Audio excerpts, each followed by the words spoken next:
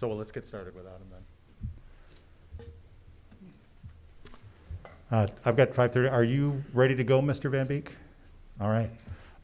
Let's get started then. I've got 5:31. I'm going to call the regular meeting of the Holland City Council for April 14, 2021. Going to call it to order. We'll start with a roll call. And I believe we have a substitute city clerk this evening. Mr. Van Dyken, would you please call the roll? Bird. Peters. Here. Garcia. Here. Trethewey. Here. Ehrenshorst. Here. Corbin. Hoekstra. Here. Raymond. Here. Mayor Box. Here. You have a quorum, Mayor. Great. Thank you very much, Matt. We were going to start this evening, as we have for many years, with an opening prayer tonight by our city attorney, Ron Vanderveen, immediately followed by the Pledge of Allegiance. And we'd ask that you would join us. Ron. Thank you. If you're willing, please join me in prayer. Our Father in heaven, thank you for every person that's here today, giving their time to serve their community, to make it a great place to live. Persons who have the opportunity to come before council and ask for council to act on various things. We pray for your wisdom and your guidance in decision making tonight. We also continue just to lift up to you all those affected by the ongoing pandemic. Not only those people who've fallen ill, but their families, their people in isolation, the frontline workers who care for them. Give them strength, give them grace, and give us hope that this time will pass. Amen. I pledge allegiance to the flag of the United States of America and to the republic for which it stands, one nation, under God, indivisible, with liberty and justice for all.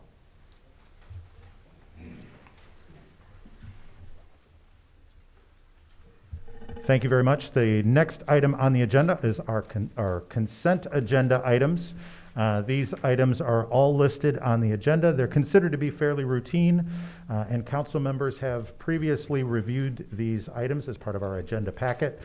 They will all be enacted with one motion unless it's stated otherwise by a member of the public or a member of council. So immediately following the review of the agenda will give the members of the public the opportunity to ask for an item to be removed from the agenda, from the consent agenda, and placed on the regular agenda. We will also then do that with council. And though if one is removed, it will be placed in its regular sequence on the regular agenda. Having said that, Matt, would you please review the consent agenda for us? Item 4A, excuse the absence of Councilmember Byrd. Item 4B, approval of minutes from the March 17, 2021 regular and March 17, 2021 special meetings and the March 24, 2021 study session. Item 4C, oaths of office. Item 4D, Holland Board of Public Works, approval of revisions to the broadband terms and conditions. Item 4E, City Attorney, execute a quitclaim deed confirming property title for Samuel Reiner. Item 4F, Finance, set a public hearing for May 12, 2021 for the proposed fiscal year 2022 Holland Energy Fund budget. Item 4G, Finance, Purchasing, award the elevator maintenance and service bid to Elevator Services Incorporated. Item 4H, Management and Administrative Services, receive the fiscal year 2021 strategic plan and business plan quarterly project progress update of April 2021. Thank you, Matt. Is there any member of the audience who would like an item removed from the consent agenda and placed on the regular agenda? Seeing none. Any council member like to remove an item from the consent agenda and have it placed on the regular agenda? Seeing none, I will entertain a motion in regard to the consent agenda. Motion to adopt agenda as presented. Moved by Trethewey. Is there support? Support? That is support by Hoekstra. Any discussion? And Matt, could we please have a roll call vote? Peters. Yes. Garcia. Yes. Trethewey. Yes. Ehrenshorst. Yes. Corbin. Hoekstra. Yes. Raymond. Yes. Mayor Box. Yes. That motion passes, Mayor. Great. Thank you, Matt. Next item, item number 5, is public comment. At every one of our meetings, we provide an opportunity for the public to speak to council as required by the Open Meetings Act of the state of Michigan. This gives you the opportunity to speak to us. I always like to clarify with folks, this is one-way communication. We, as council members, do not answer questions during the public comment period. We do not engage in discussion or debate at this time, but it's your opportunity to talk to us about anything that you would like to where there's not a public hearing on that item later on in the agenda. We do limit during our regular meetings public comment to 5 minutes. There are 3 lights on the dais in front of me. There's a green light, a yellow light, and a red light. The green light means you're doing fine on time. The yellow light means you have 1 minute left, and the red light means that your time has expired, and we are very strict about the time.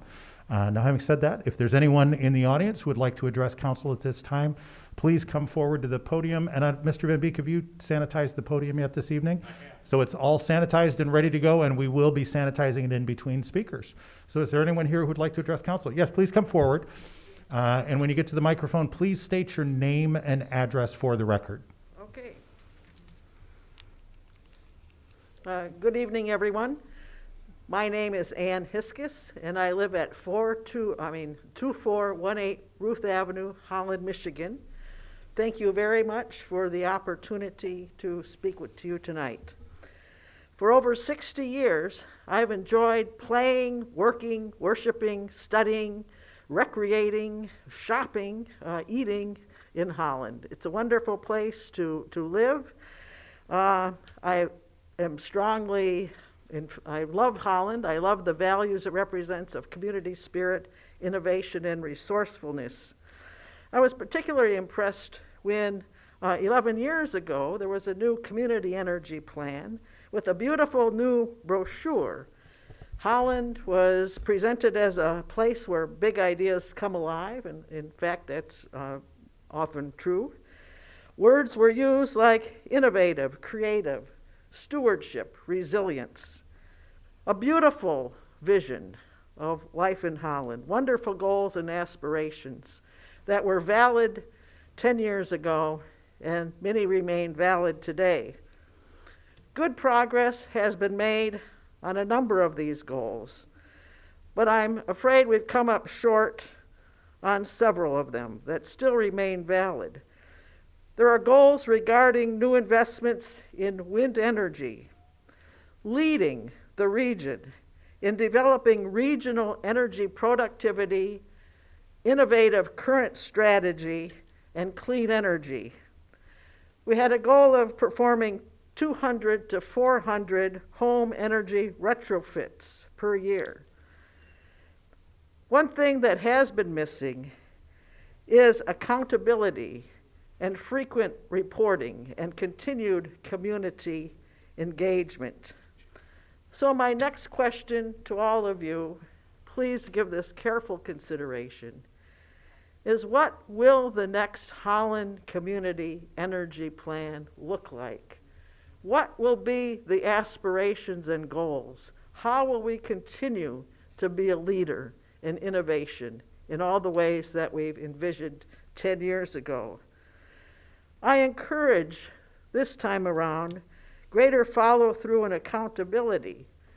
I've been a college administrator. I know what it's like to do strategic planning and move things along. Goals need to be paired with timelines and deadlines, and we need periodic updates that include details to the community of how initiatives are unfolding, whether the news be good or bad. We need great transparency to inspire trust and commitment. And in my experience, transparency is very, very important as a motivator and to keep people engaged. And finally, I urge that the Holland Climate Collaborative's mandate to lower per capita greenhouse gas emissions by 50% every 10 years be incorporated into the plan as a new and very important goal. And thank you again for this opportunity, and thank you for your public service. All right. Thank you, Ann. Is there anyone else here who would like to address council at this time? Please come forward, and as soon as Mr. Van Beek has finished sanitizing the podium, we'll have you please state your name and address for the record. My name is Shanley Poole, and I live at 103 Michigan Avenue. I'm excited to be with you all today, to be with you in person for the first time. Thank you for this opportunity. Thank you for your time here at City Council, and thank you for listening to me once again. You, at this point, can probably guess why I'm here today. I'm here to talk about climate change and how it relates to our community energy plan. I keep coming back to you all week after week because this is an urgent matter. Climate scientists have been telling us for a while now that our carbon emissions are triggering exponential rates of warming on our planet. But more recently, climate scientists are telling us that actions we take in the next 10 years are critical. And let me clarify here that there's no non-action in this scenario. There is no action we take or do not take. We will, as a city, be taking action. The question is, what kind of action will we be taking? Action that preserves our environment or action that harms it? If we choose the latter of these two, scientists say that the effects over the next 10 years will in many ways be irreversible. We will lose thousands of species that cannot survive the increase in temperature. Entire communities will be lost on coastlines, and polar vortexes and extreme storms will continue to threaten our communities and claim lives. This is truly a life or death matter. And not just for our lives as citizens of Holland, but the lives of more fragile members of our ecosystem, bees, frogs, birds, and then the lives of individuals outside of our community. Climate refugees on coastlines swallowed by forest fires and rising waters. Climate refugees whose homes will be flooded in Nebraska, Kansas, the Dakotas. Climate refugees displaced from cities such as Phoenix, America's most rapidly warming city, which last year spent over 6 months above 100 degrees Fahrenheit. We already have 1.2 million Americans that have been displaced from their homes and now bear the title climate refugee. These numbers, if we do not take action, will keep rising. We must take action that preserves our environment. Amongst these individuals are stories of people who had it all and then lost their jobs, their community, their stability, everything. This year, you are developing a new community energy plan which will last for the next 10 years, the same timeline that scientists are pleading we heed. I'm returning with this urgent message. The clock is ticking. We need a plan that involves more renewable energy. We need a plan that will bring us to net zero by 2050. And this plan needs to start by reducing our current carbon footprint by 50% by the year 2030. I am so grateful that week after week I am able to come here, that week after week you listen. But I want to be honest, I am terrified that you won't do anything more than listen.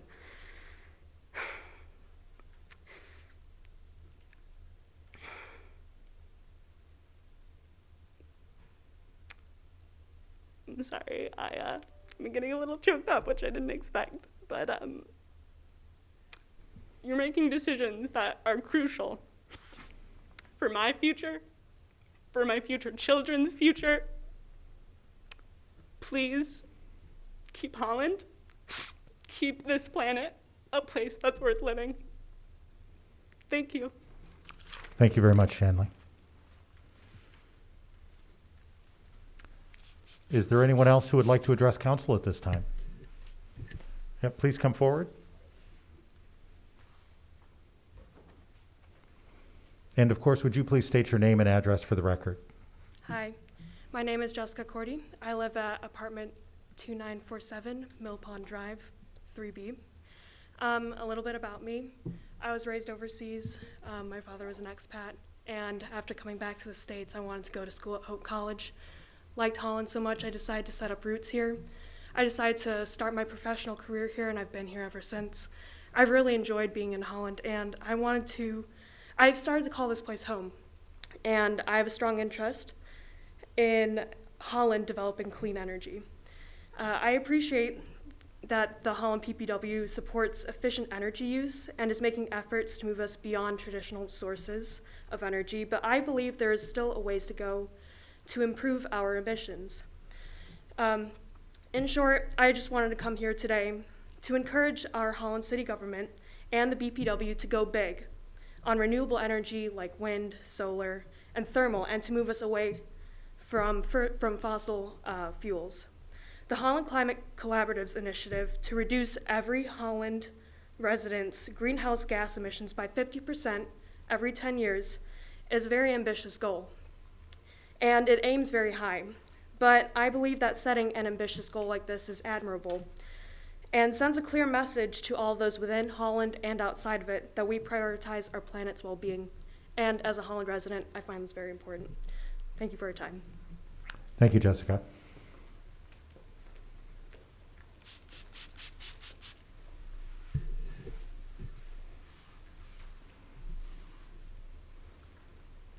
And would you please state your name and address for the record? Yes, I will. Good evening. My name is Richard Hiskus. I live at 2418 Ruth.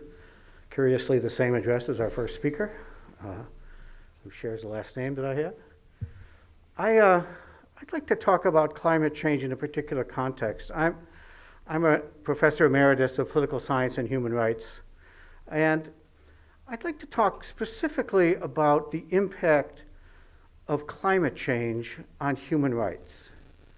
And specifically, certain human rights I'll say a word or two about, but mostly I'm going to talk about the impact of climate change on the human rights of two groups. There's lots of other groups we could talk about, poor people, poor countries. I'm going to say a little bit about the impact of climate change on the human rights of children and the human rights of future generations. My specialties my scholarly specialties are environmental human rights and the human rights of children. So first of all, it's very important to recognize that specific human rights will come under duress during climate change. First of all, the human right to water, the human right to food, to clean soil. I would lump those together as environmental human rights. Also the right to move, migration, and just movement from areas that are being tremendously negatively impacted by climate change will require that we recognize the human right for peoples to move, the right to a home. As property begins to sink under the oceans, we're talking about the right to property too, obviously, but homes will be jeopardized. Even the right to a homeland. There are island nations already that have disappeared. Climate change is having a real impact already on some of those nations. And for us, I mean, we still talk about climate change rather abstractly. I don't think I have to persuade people that it's real. I hope I don't have to, but we still talk about it abstractly in the sense that we talk about the risks of climate change. And I don't think that there's a human right to avoid risk. American culture, our history, our politics, and certainly our economics are pretty much based on the idea of embracing risk. Go west, young man. Invest in something. It's a risk, but there's reward.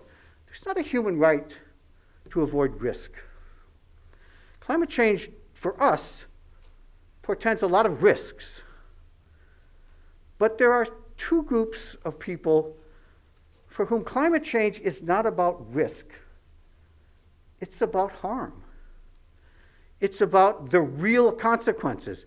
It's about the realization of the risks that we talk about in climate change. A few years ago, I think it's about 5 years ago now, a special rapporteur to the United Nations gave his report on human rights and environmental hazards. And he said something truly remarkable and scary. He said, children today around the world are being born pre-polluted with environmental toxins. While in utero, their bodies are absorbing environmental toxins from their mother's womb. I mean, think about that for a minute. Children are born already harmed. They're not living with the risk of climate change. They're living with the actual harm for which we give people rights. That's what rights are for, to protect us from harms. So I would like you to think about this, that children, their human rights to a safe environment and to good health are already being violated. Future generations, by which I mean your and my children and their children and our great-grandchildren, they will be living with the environmental harms that we just think of as possible risks. When they're realized, they will be wondering, why wasn't anybody thinking about the rights we have to not be harmed by poisons in the environment? We have those rights. You and I have those rights. When the rubber really hits the road of environmental damage, it's going to be children. That's 5 minutes. Thank you, Mr. Hiskus. Thank Your you. time has expired. Mr. Mayor, while the podium is getting clean, let the record show that Councilmember Byrd joined us at 5:47, please. Great. Thank you, Mr. Thui. Welcome, Quincy. Good to see you. Yeah. And please come forward and please state your name and address for the record. Hi, my name is Megan Stackenauer. I live at 3352 Edgewater Avenue, apartment 1B. Good evening. Thank you so much for listening today. I go to school at Hope College currently. I study nursing, and as I've continued to go to school there, Holland has become a home to me. And one of the biggest things that I love about Holland is that it's a very progressive city for its side. We have access to excellent health care and a fantastic higher education, which I am in benefit of. And we have a beautiful downtown with heated sidewalks in the winter, an electric company that allows its customers to select renewable sources to power their homes and businesses. And since I'm concerned about climate change, that last point is particularly important to me. That's why I want our city to do even more to address climate change. There's momentum building nationally and globally for the move from fossil fuels and from the use of fossil fuels. States like Washington, Minnesota, and even Montana and South Dakota, who are big fossil fuel producers, are shifting to clean energy. Major corporations including Intel, Bank of America, Apple, and even Michigan's own General Motors are committing to renewable energy in a big way. And U.S. cities from coast to coast, from Seattle to Boston, are setting ambitious clean energy goals. Now, Holland may not be Seattle, or it may not be Boston, but our relatively smaller size should work to our advantage in terms of making an easier transition to renewable energy. I believe that we could set a new standard among Michigan cities that choose renewable energy sources, but we need to get moving. Holland still has time to look like a leader, to set an example for what's possible for empowering a thriving city using alternative energy sources. But we need to get moving before we fall to the back of the pack. That's why I'm supporting the Holland Climate Collaborative's call to really embrace clean energy and lower every Holland resident's greenhouse gas emissions by 50% every 10 years. Thank you. Thank you very much.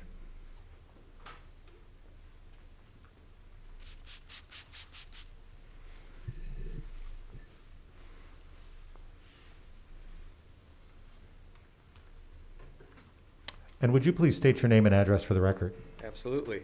My name's Nathan Vanderoost. I live actually down the street here at 156 West 11th Street.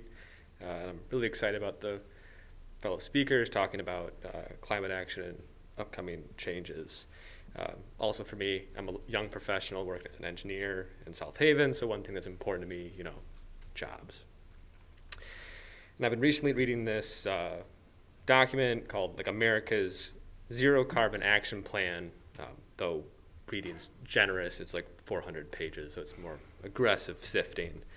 But one thing that stuck out to me was that the fossil fuel industry, which has been hit hard by coronavirus, was actually already losing jobs before the economy shut down. And even when we get the pandemic under control, one report from this action plan cited that the coal industry in particular will probably lose an additional 12,000 jobs between now and 2030. So these job losses, of course, hurt families and communities, and the fossil fuel industry, the direction it's going, isn't going to bounce back. So I think here in Holland and West Michigan, when we consider changing our energy plans, to keep in mind how we can safely transition away from oil, gas, and coal towards cleaner energy sources, and helping the workers who have to make that transition. These people have great technical skills, and they shouldn't go to waste. There's a saying that I really like, which is that we should try to protect workers, not jobs. Different countries around the world, like Canada, a couple other European countries, have already planned for these changes. They take protocols to help fossil fuel workers change to clean energy jobs, while local governments safely shut down mines and wells. This is still a fairly new idea here in the United States, but states like Colorado and New Mexico are seriously starting to take a look at it. I would love to see Holland kind of get behind this just transition movement. I think we just need to take steps to think about how the fossil fuel workers in our region can move from their current jobs before they are taken away from them to employment in growing clean energy industry. I think that'd be really exciting. And additionally, I was reading this in the newspaper yesterday that there was a open letter sent to the Biden administration from many leaders of industry companies like Google, McDonald's, Walmart, Verizon, Target, Nike, a bunch of the titans of industry who are calling on their administration to cut down emissions by 2030.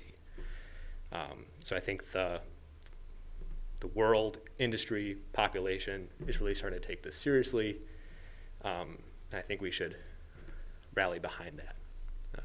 And that's all I got. Thanks for your time. Great. Thank you, David.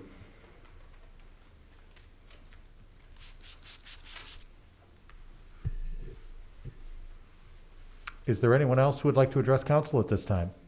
Yes, please come forward. State your name and address for the record. Good evening. Mika Weiss, 60 East 21st Street, Holland, Michigan.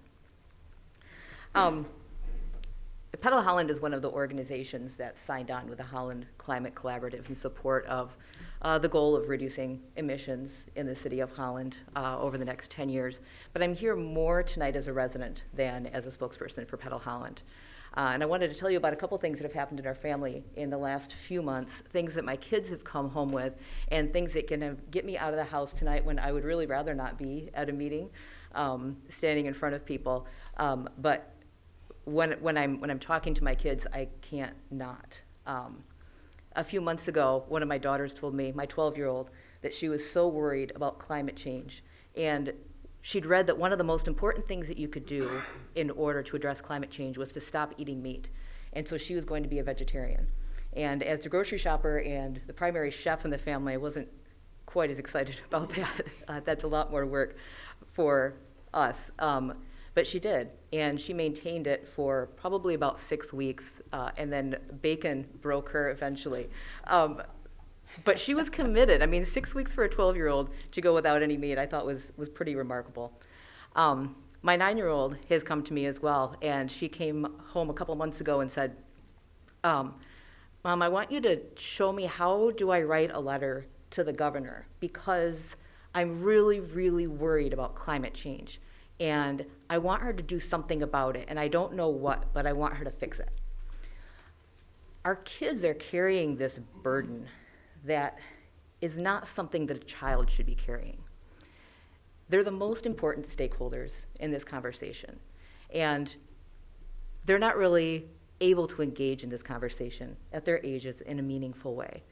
And this is our responsibility to address this in a significant and a meaningful way while there's still time to lessen the load that's going to be on their shoulders in the future.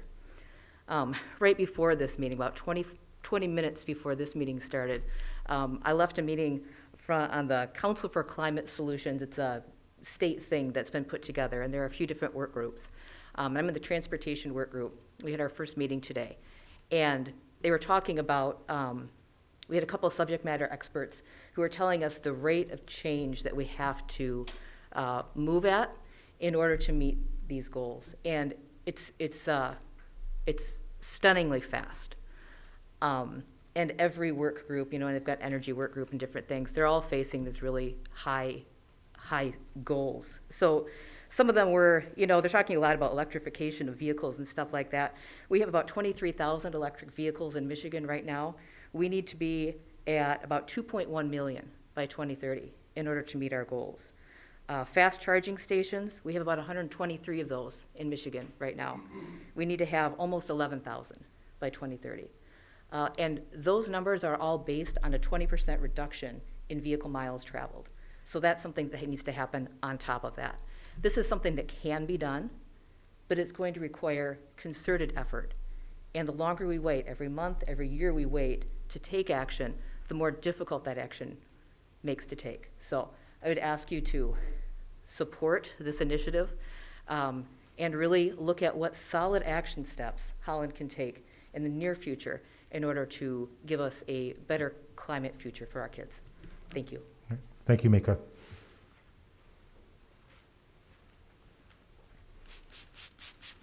Is there anyone else who would like to address council at this time? Yes, please come forward.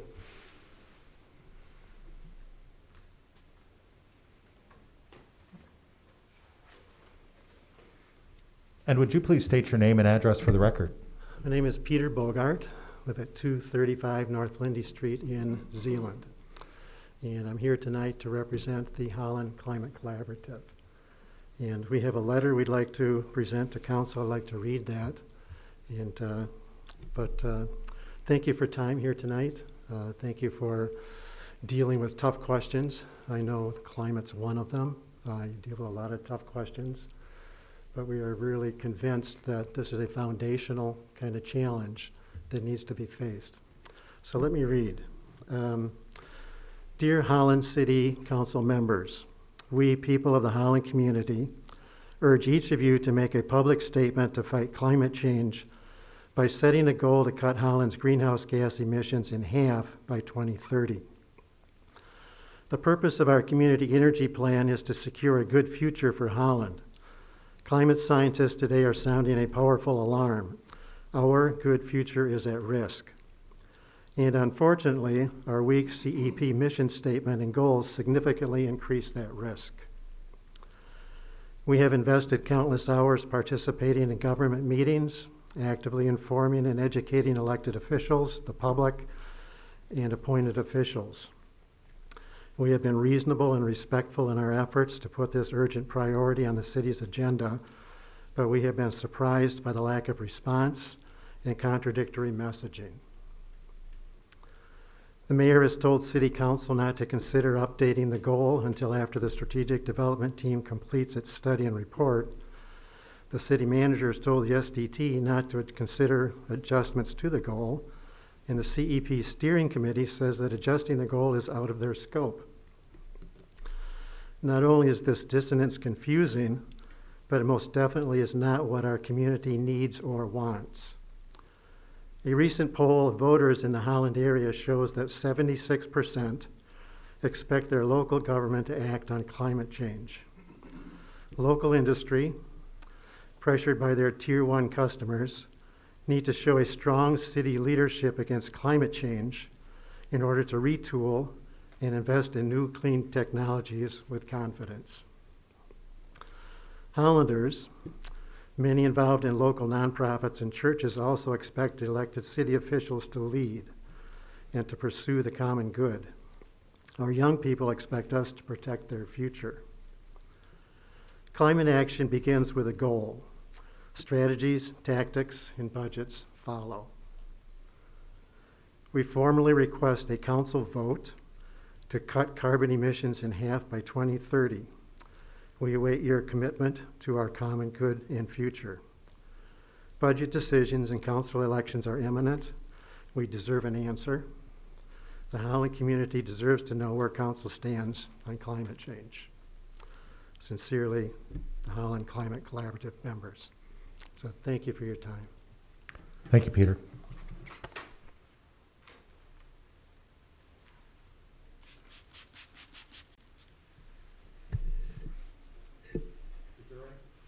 Is there anyone else who would like to address council at this time?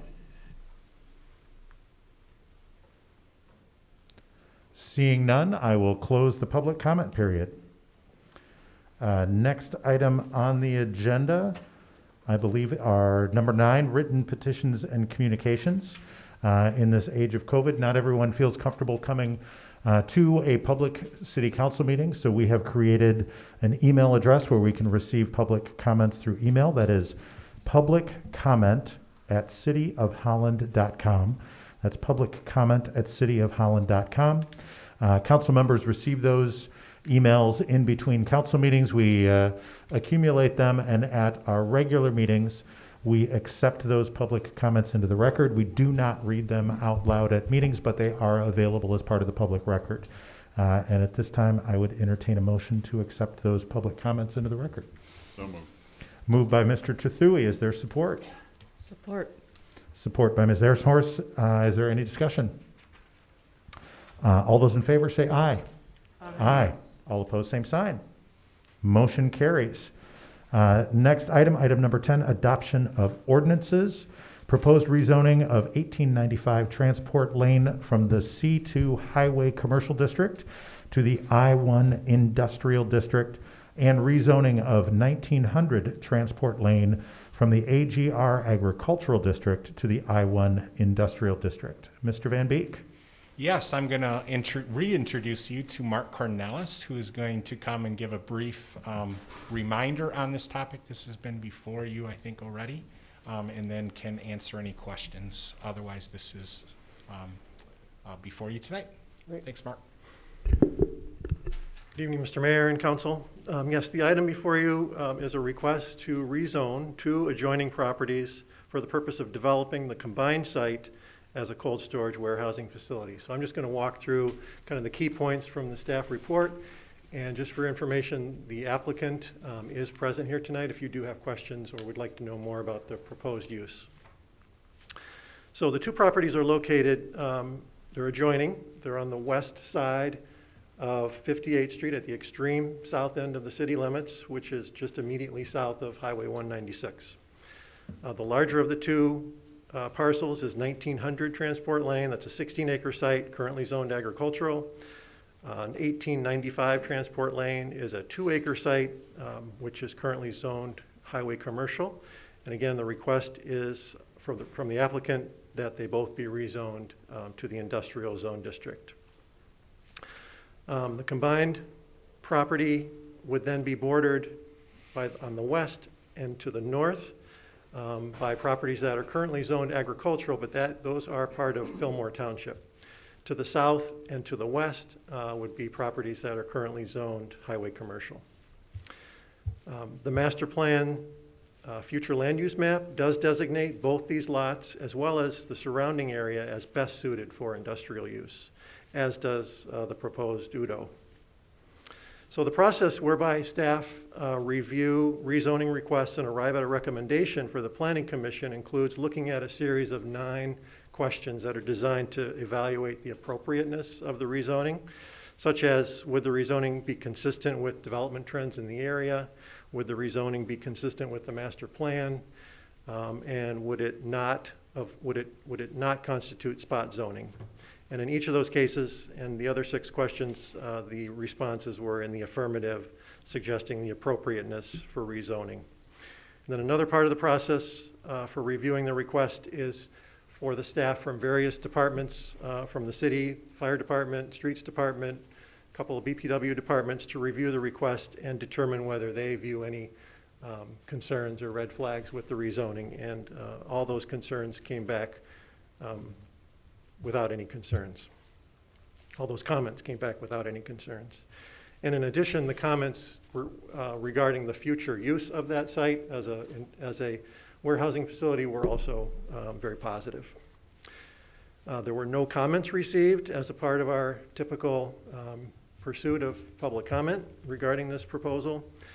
And then when it went to Planning Commission on March 9, the outcome of that review was the recommendation from the Planning Commission, a unanimous recommendation to recommend approval of the request by City Council.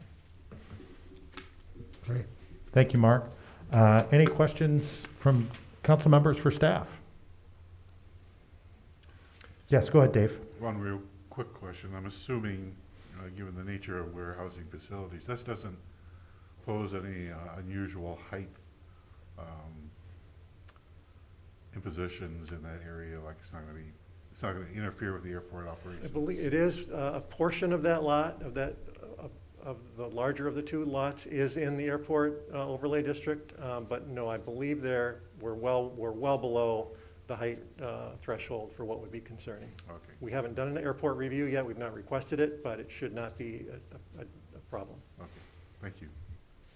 There is another screen if you just would like to see just briefly what the proposed use looks like. It's a warehousing facility that takes up a good portion of the combined property. And again, this has been reviewed in a study session by Planning Commission and was reviewed generally favorably. Any other questions from council members? No? Like it's in a good spot. I don't have any objections or questions. All right. Great. Thank you, Mark. Yep. And we are looking for a motion then on this item. Move we adopt the recommendation? Moved by Hoekstra. Is there support? Support? Support by Aronsource. Any discussion? And roll call vote on this one. Matt, could you do a roll call for us? Garcia, Yes. Trethewey, Yes. Aaronhorst, Yes. Corbin, Hoekstra, Yes. Raymond, Yes. Byrd, Yes. Peters. Yes. Mayor Box. Yes. Passes unanimously. Great. Thank you, Matt. Next item is item 12E 6.1, proposed fiscal year 2022 city budget for review and set public hearing for May 12 of 2021. Mr. Van Beek? Yes, Mayor, Council. Finance Director McCammon is here also, but as you are all aware, we're going to be at the conclusion of this meeting go into a study session and spend a lot of time on the budget. And then we're going to do it again tomorrow night. So the action in front of you today is not to go into the detail of the budget, but rather is outlined, really just procedurally accept this, and then probably most importantly to schedule a public hearing for 6:30 on Wednesday, May 12th. And for anyone in the viewing public that wants to learn more about the budget, our sessions tonight and tomorrow are televised and taped. And then, of course, you can stay tuned for the May 12th public hearing. Great. Thank you, Keith. Yeah, just as I love to do, I'm going to summarize that in a way that makes more sense to me. And we do a lot of things that are procedural in nature, and essentially, in my mind, what this does is it officially puts it in front of council, so we have the ability to officially start looking at it and reviewing it in anticipation of having a public hearing at some point in May. Is the way I always understand this to be. Any questions from council members? Seeing none, I'd entertain a motion in regard to setting this for public hearing. Motion to set the public hearing for the budget review on May the 12th at 6:30 p.m. Thank you, Mr. Trethewey. Is there support?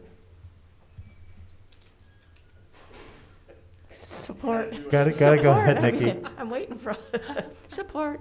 Support by Aronsource. Any discussion? Let's do a roll call on this one as well, Matt. Trethewey, Yes.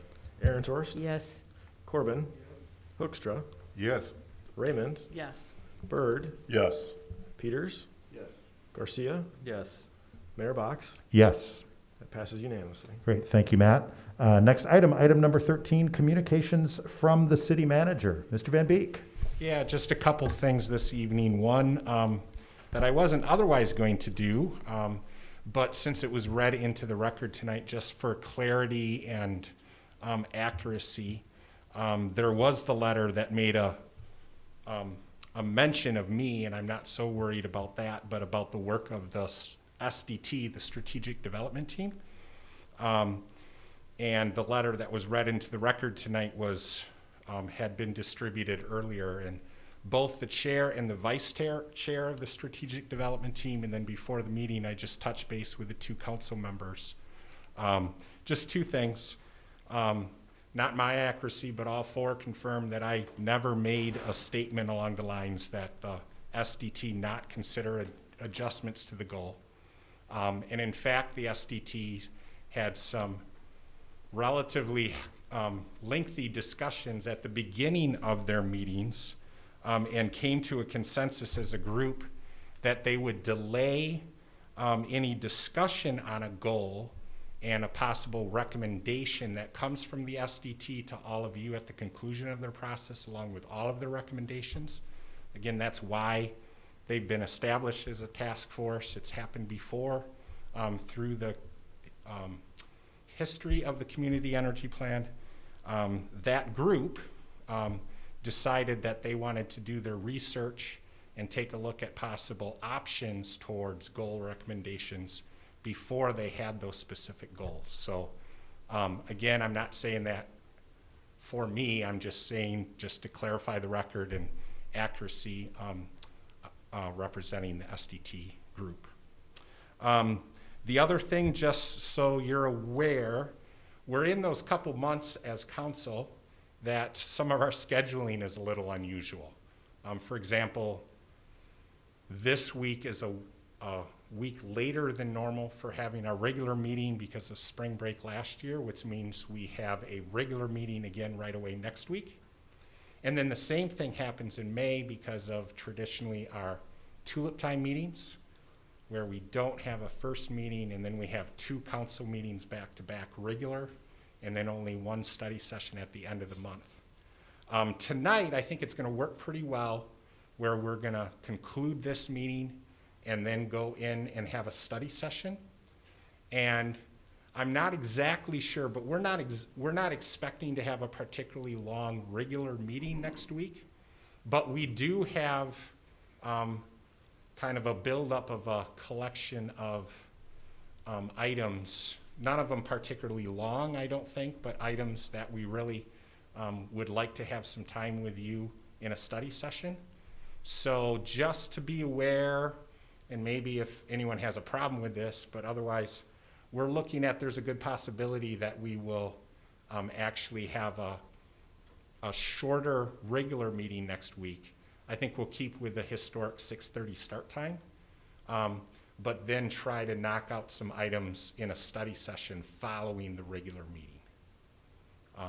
So just look out for that, and then we'll again, I think we'll have some stuff that we can keep you busy too on the regular study session the last week in April. And I think that's it. Great. I'll be talking enough here shortly. All right. Thank you, Keith. Next item is item number 14, appointments and communications from the mayor. I just have a couple of things. You may have noticed on the TV screen, and for those of us here on the dais in front of me, the beautiful flowers that are sitting here. Those are one of the great benefits of living in the city of Holland. Those came from our own Parks Department. And have been grown in the city's greenhouses. If you walk through City Hall, council members, you'll see them surrounded on various desks around the area. They were doing some cutting and trimming on the planters that are downtown and other parts of the city, and had some extras, so they brought them here for us to be able to enjoy. So I wanted to publicly thank all of the great folks that plant those flowers, that cultivate them over the course of the winter and the spring, and then allow us to enjoy them in the later spring and in the summer. And that also ties into, I had the opportunity today to take a tour of downtown in the city in anticipation of tulip time, and things look absolutely fantastic. I want to remind council members that there are still volunteer opportunities during Tulip Time. We don't have our regular obligations during the festival. There are not going to be parades this year. We're not going to be doing the street inspection. So hopefully that frees up some time for council members to be able to get out, get involved, and help support the community and support Tulip Time. And again, want to thank all of the great folks that are out there helping with that and keeping this community as beautiful and wonderful as it is. Next item on the agenda is item 15, appointments, motions, and communications from council members. Yes, Mr. Byrd.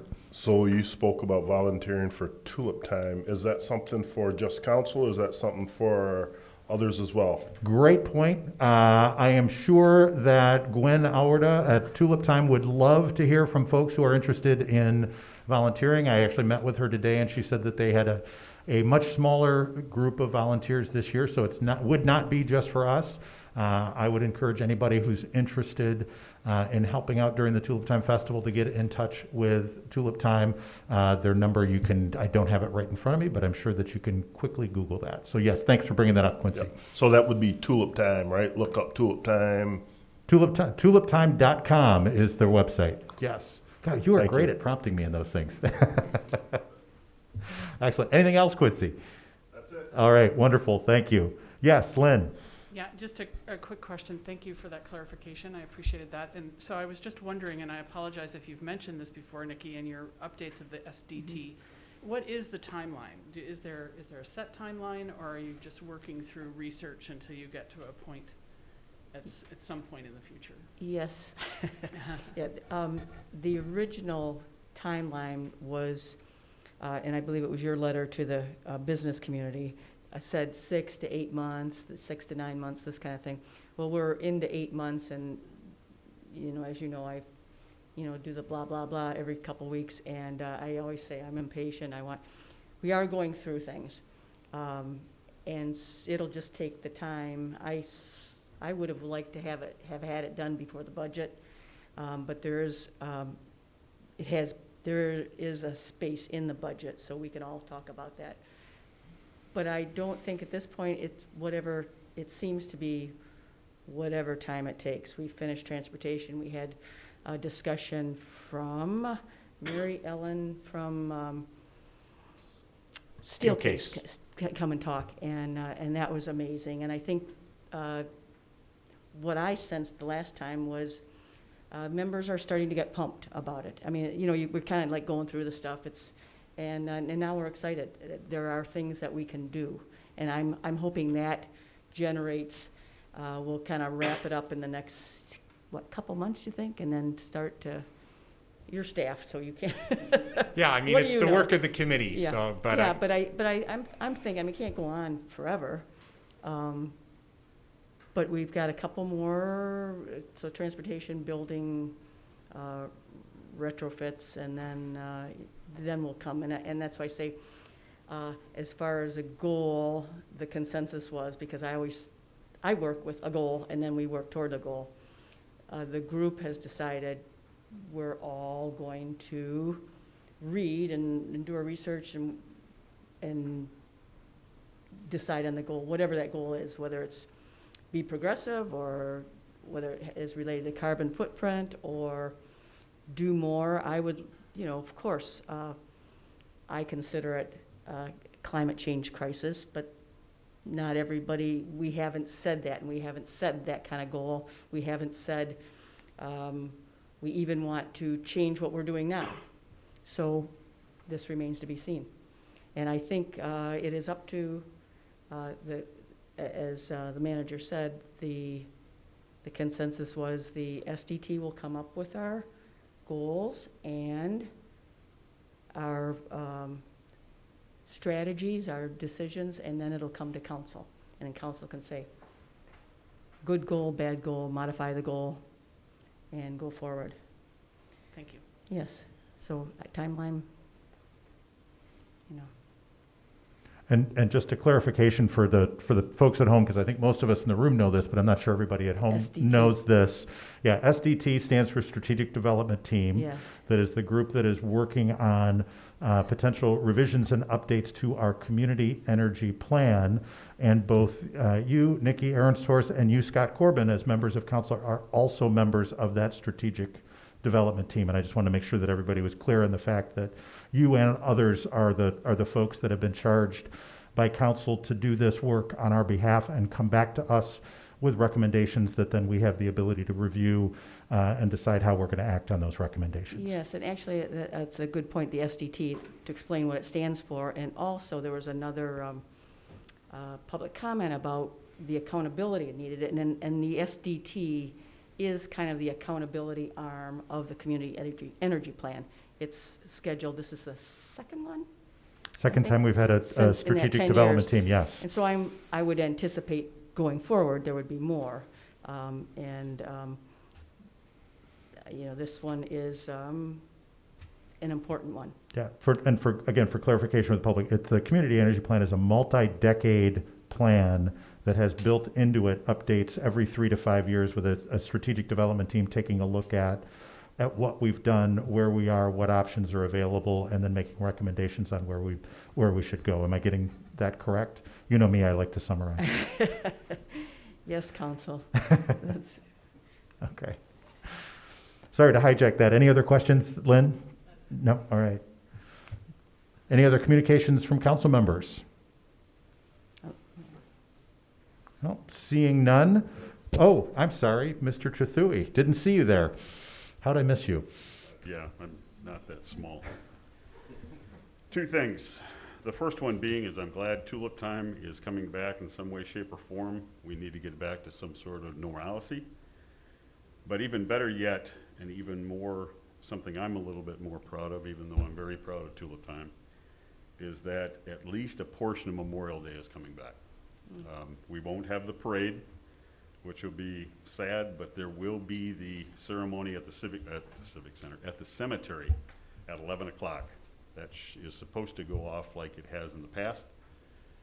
We won't be as tired and hopefully not as hot or cold, whatever, excuse me, it happens to be that day. So at 11 o'clock, Pilgrim Home Cemetery on the north side of 16th Street by the Civil War Monument is where we typically gather. Hoping to see a great turnout since we missed last year's parade, and at least there will be some sort of celebration and remembrance of those that gave their lives for this country. Thank you, Mike. And then, this may be celebration to some, shock to others. I have made a decision that this is my last term. I will not be, for family reasons, I will not be seeking a 7th term. I will fulfill this one. It has been an absolute honor, pleasure to work with all the city employees that I have, the city managers, the staff, the mayors, and the councils over the last 25 years.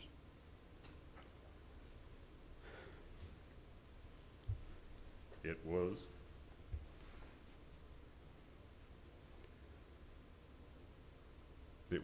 and is a tough decision,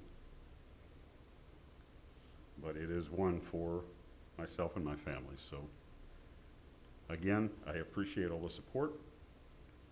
You guys would be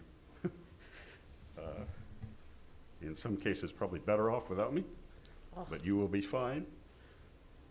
I will be around through the end of this term, so it's not like I'm leaving tomorrow. But I just wanted to put that out there before the petitions are due. And again, thank everybody that I worked with. Thank for all the support that I've had over the years from staff and everybody right on down the line. Thank you. Yeah. Thank you, Mike. I know I joke with you a lot, but you have been a wonderful compatriot in this process for me, being a newbie to council and a newbie to the mayor's seat. to have you as the mayor pro tem, to have you as the chief governance officer, to have you as, in effect, a mentor and a big brother that has been very, very helpful throughout my term here. Thank you. Thank you for the service the last couple of years when I've been sitting next to you, but also for the 25 years of service. We've known each other for many, many years. And when I first said to you a couple of years ago that I was thinking about running for mayor, I don't know if you remember what you said to me. Why do you want to do that? And do you remember my response to you? Because I want to be like Mike. And that is that it was half joking, but probably not even half. You are a pillar of this community. You have had an incredible impact on this community. Thank you is not a strong enough term for everything that you've done for your hometown. I don't think that there's a place that you haven't worked. I don't think there's a memory that you don't have of this community. I don't think there's anyone that you don't know in this community. That says volumes about you and your commitment to the city of Holland. So thank you. Like 25 years? 25 years? 25 years. Sorry, started 25 years on January of this year. Quarter century. Yeah, and somebody made mention, I was just in high school when you started. I know, we all listen to those kind of things. Any other communications from council members? Hard to follow that. We do not have any first readings of ordinances. Just one other motion that I would entertain at this point. Motion to adjourn. Moved by Trethewey. Is there support? Support by Peters. All those in favor say aye. Aye. We are adjourned from the regular meeting. We will be having a study session. I'm going to look around the table. Is there a desire for a break? Well, let's do a 10-minute. We need to shuffle a few things. You need to shuffle. too, Do you want 10 or 15? You tell me. 10 minutes is more than enough. 10 minutes more than enough. We will be back at 6:42. 6:42.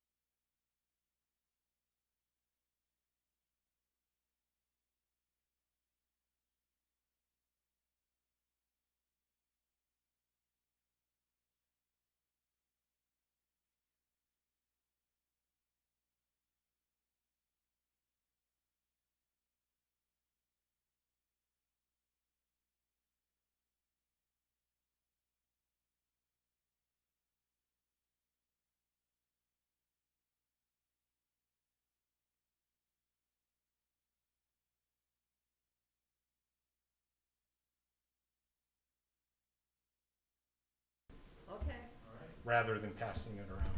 All right, we are back in session for a study session for April 14, 2021, to review the fiscal year 2022 budget proposal. Mr. Van Beek. Yes, Mayor, Council, thank you. I and your staff is very excited to present this budget to you tonight.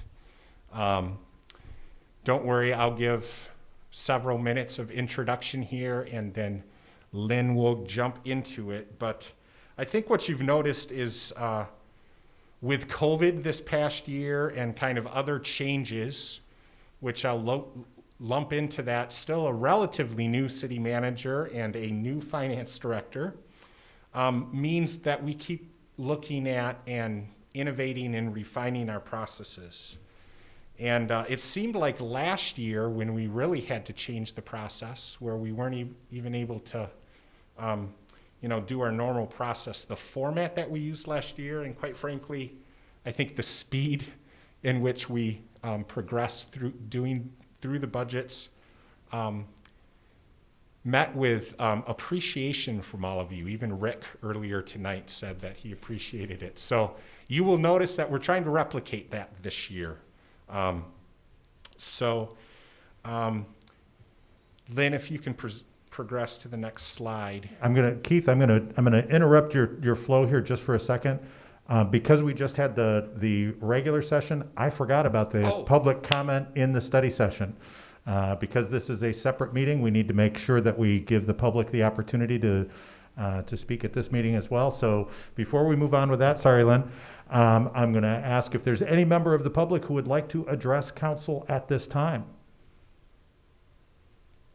Seeing none, I'm going to close the public comment period. So just one of those procedural things that we need to take care of. So back to you. Absolutely, and I probably should have caught that. Thank you, Mayor. You can thank Mr. Trethewey. He's fulfilling his duties during his final term, making sure that he gets every bit of responsibility taken care of. I'm still not happy with him, so no, we're excited for Mike but we're sad for us. So the budget process just up there on the screen, and again.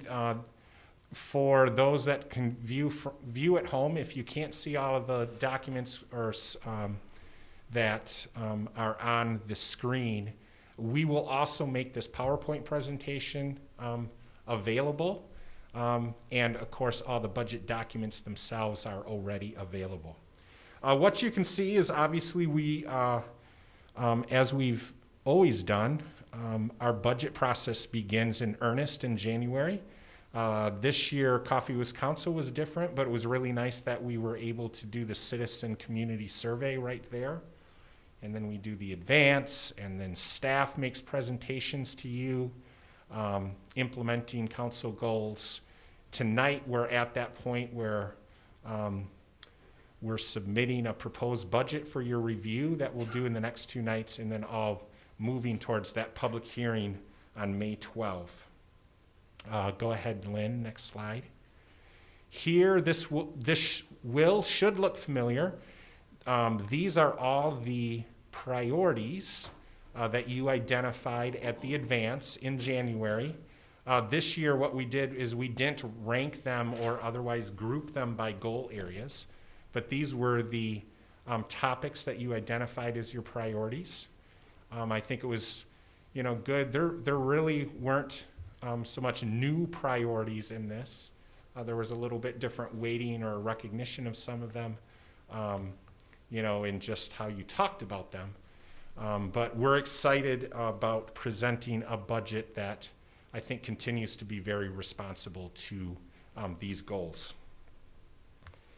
One thing, just so you're aware, as we're advancing your priorities, the draft strategic and business plan tonight, you received and filed the third quarter report on on FY21 strategic business plan. The intent is that you would adopt the strategic and business plan for fiscal year 22 the same evening that you adopt the budget for fiscal year 22. So If all goes as planned and I can carve out some time and do some final work on that, the plan is that you will have that draft strategic and business plan for FY22 just for your information on the consent agenda next week to make sure that you have it in your hands for a period of time, and then would look for similar final action on that on May 12th. Thanks, Lynn. So, reviewing the budget. Again, you know that we're splitting it into 2 nights. Each department will come in front of you and they will review the highlights from their perspective of the budget. You'll notice that there's probably some dovetail of the presentation that they made to you in January using the video format. We hope too that the public continues to take advantage of those, because I think it's a great way to get good information from your departments. We've also integrated any council questions that came in the process. So we didn't answer those ahead of time. We just integrated those and dropped them into the budget where they fit. And then, of course, very much open and look forward to any questions or further discussions as we go through each one of those departments and multiple budgets in some of those departments. You will notice, and I think you've already seen, that there are some format changes and improvements. Lynn and her team has really kind of come in with a set of fresh eyes. I think you've already seen the budget in brief document, which I think is a fantastic opportunity. It's kind of like, you know how the mayor always says, okay, Keith, you just talked a lot. Well, I'm going to boil it down. And kind of that's what the budget in brief does, right? It takes a whole lot of information and puts it into very citizen-friendly format. At the beginning of your book, there's also a reader's guide that is expanded and much more user-friendly than maybe past years. And we're also very much enhancing, I hope you picked up on this, we're enhancing the connection from the strategic and business plan with the budget document, which has been the goal here for many years. I'm going to talk about that in a moment. In particular, with that connection, you're going to see that the department objectives that we've always had are reformulated, and what we've done is we've put those department objectives into your 4 major council goal areas, which I think is helpful. And we're in year 1, and I'm going to say this is a multi-year process in particular of making improvements to our performance measures. I'm going to come back to that in a second. So really the way that I think of kind of this multi-year journey that we're in is that kind of step 1 was to have a strategic and business plan in the first place, and really become more comfortable with that as a document. I think that we're well on our way of achieving that. At least I hope we are, that you feel the same way. Step 2, I think we're really focused on this year, is that we're making clear connections between the strategic business plan and the budget. And then step 3 is where we've kind of put it in format, but we really haven't done this yet of, like I said, making improvements to our performance measures. Right now, they're very quantitative in nature. And for those of you that remember the budgets of many years ago, quite often you'd get this pack of like 150 or more graphs that were just quantitative kind of reports on, we did this many reports, or we did this many stops, or we did this many arrests, or we did this many whatever. And there is great value in those quantitative measures, and we're not looking to step away from those, but in and of themselves, we're really excited and have had the discussions with all of the departments that we really want to lean into having more qualitative measures. And we think, and it's a best practice, that really those qualitative measures, those performance measurements, aren't necessarily in the strategic and business plan itself, that really those belong in the budget document. And that's where Lynn's really bringing her expertise and experience in other communities and really following the GFOA best practices. I really wanted to highlight, though, that the performance measures this year, all we've done is really drug forward what we've always had and just put them in a new format. We haven't kind of rolled our sleeves up yet and actually started making changes to those performance measures. And I'm going to be honest to you, we're not going to get it right the first year, maybe even the second year, but that's kind of one of our ongoing continuous improvement goals as we move forward. And we're excited about that. Okay, Lynn, go ahead. So taking from that budget in brief from a real high level, this is a graph that's in that budget in brief that presents all fund types of total sources of in excess of 183 million and total uses of nearly 178 million. The next slide really focuses in on the general fund, which is where a majority of our work or your work really resides. Not all, but a majority of it. And this is one of those slides I think that in particular I use a lot of information that's on this slide with citizens that explains not only that their entire bill that they send in here to the city doesn't all stay with the city, that we have the joy of being the tax collector and then sending on a lot of that money to other sources. But it also properly identifies that we do not levy the entire tax millage rate that's available to us, which represents a significant savings to the taxpayer. And again, general fund revenues of 26.4 million. I've got to stop you right there because you're missing a very important part. It is because of the management and the skill of the councils and previous budgets that we've been able to do that we haven't gone. There's a number of cities out there that wish that they were in our situation, but they're not, for whatever reason. So yes, we have the ability to be up at 17.5, but because of planning, because of our conservative, because of our frugalness, because of our whatever you want to call, what adjective you want to put in there, we've been able for the last great number of years to be below that 14, and we haven't varied. And Dave and Jay can probably correct me here, but we haven't varied but 0.5% in probably over 15 years. All of that information is your budget. You are absolutely right, Mike. Just a point that we have to bring out there. So I love it when people kind of emphasize a point. So I agree with you. So those general fund revenues of 26.4, and then you have general fund expenditures. And I know this is a little bit smaller slide to show, but here's what I'm just going to note here.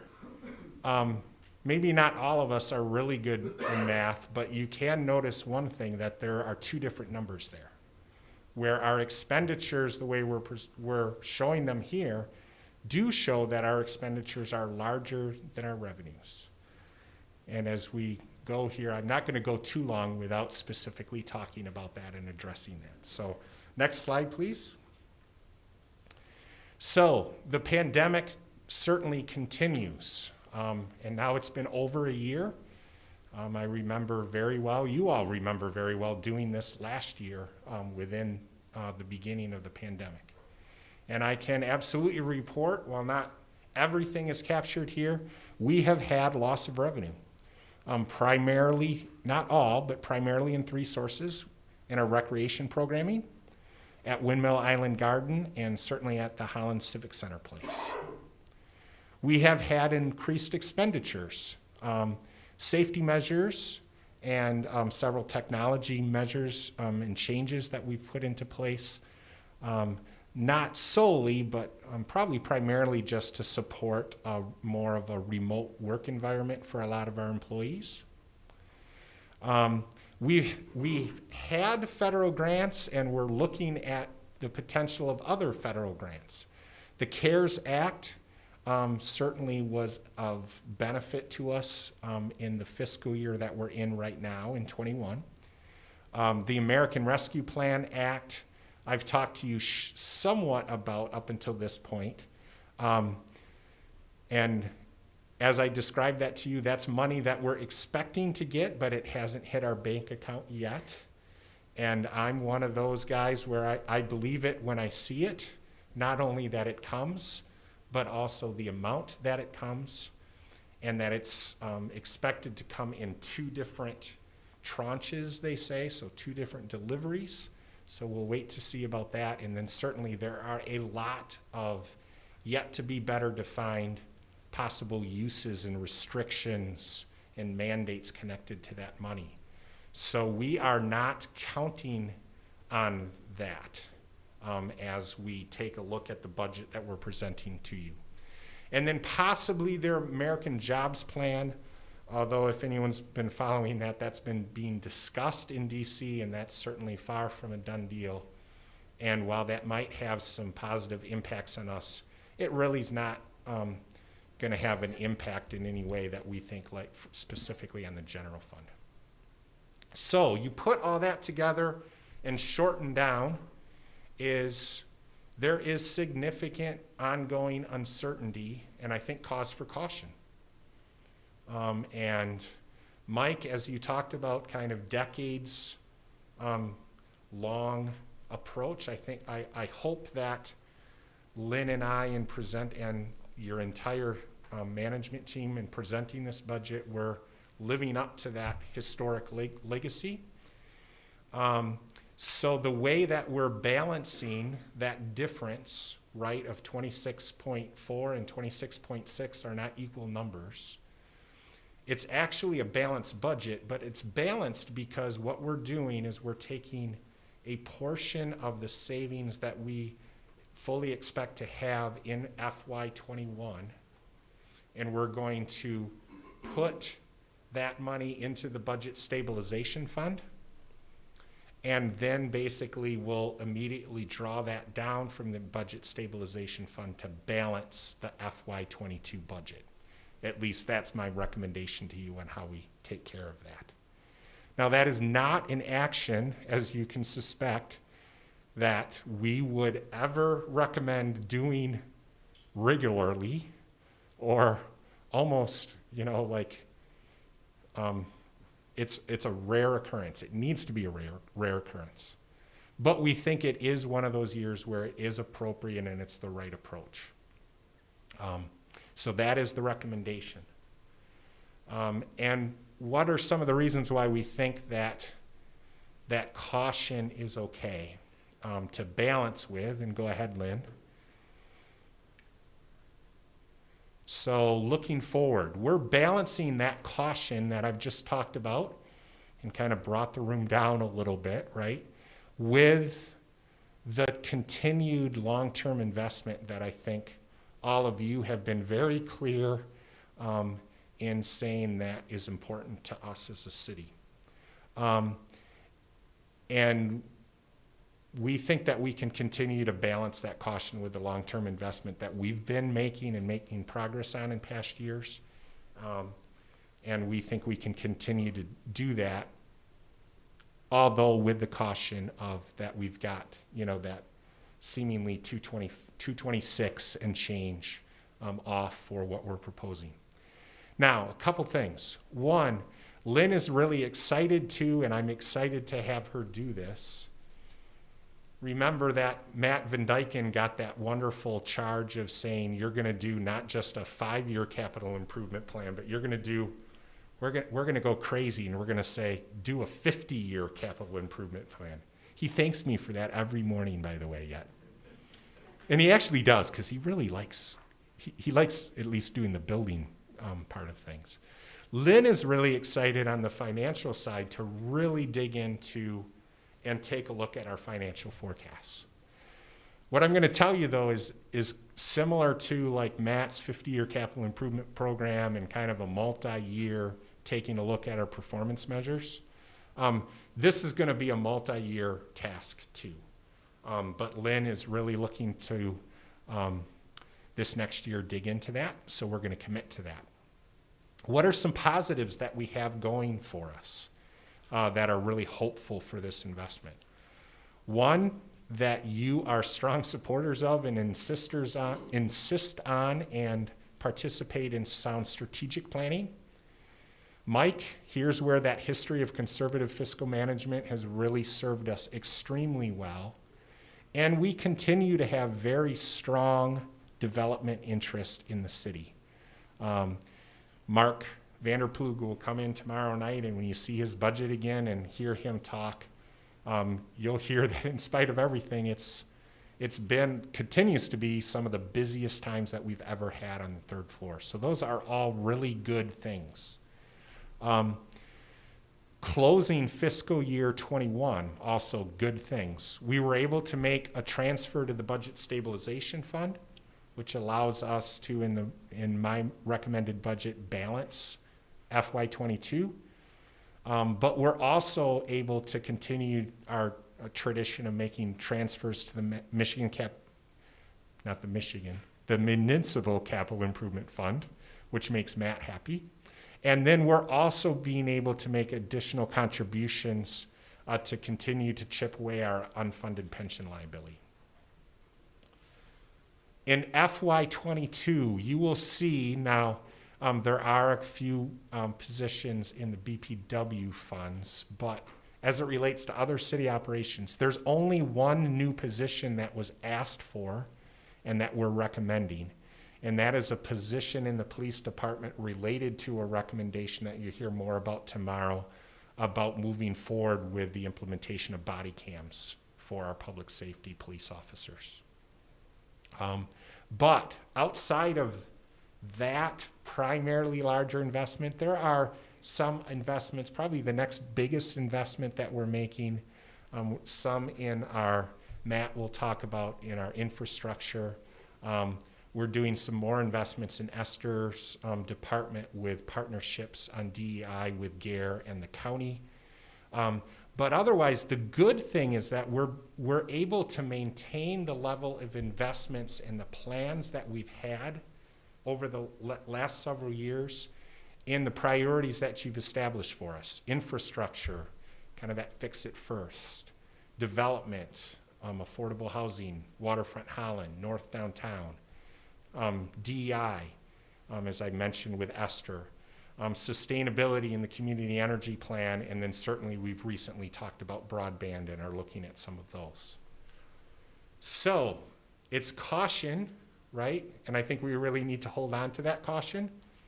And yet there's reason for that hope in that we're continuing to maintain the level of investment that we've had in past years. We haven't had to kind of dial that back in this budget, which I think is encouraging and hopeful.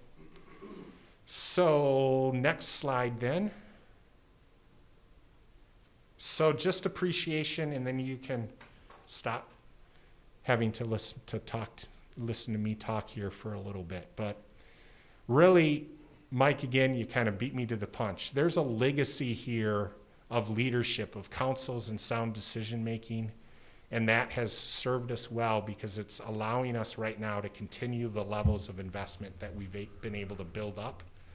And as many of you know that had been here for a long time, we had to dial back on a lot of that investment in the Great Recession. And it takes some time to kind of recover from that. So at this point, we're not dialing back that level of investment. Appreciation to staff. You know, Lynn and her finance team, particularly the two Michelles, Price and Ferguson, but really all of them have done phenomenal work.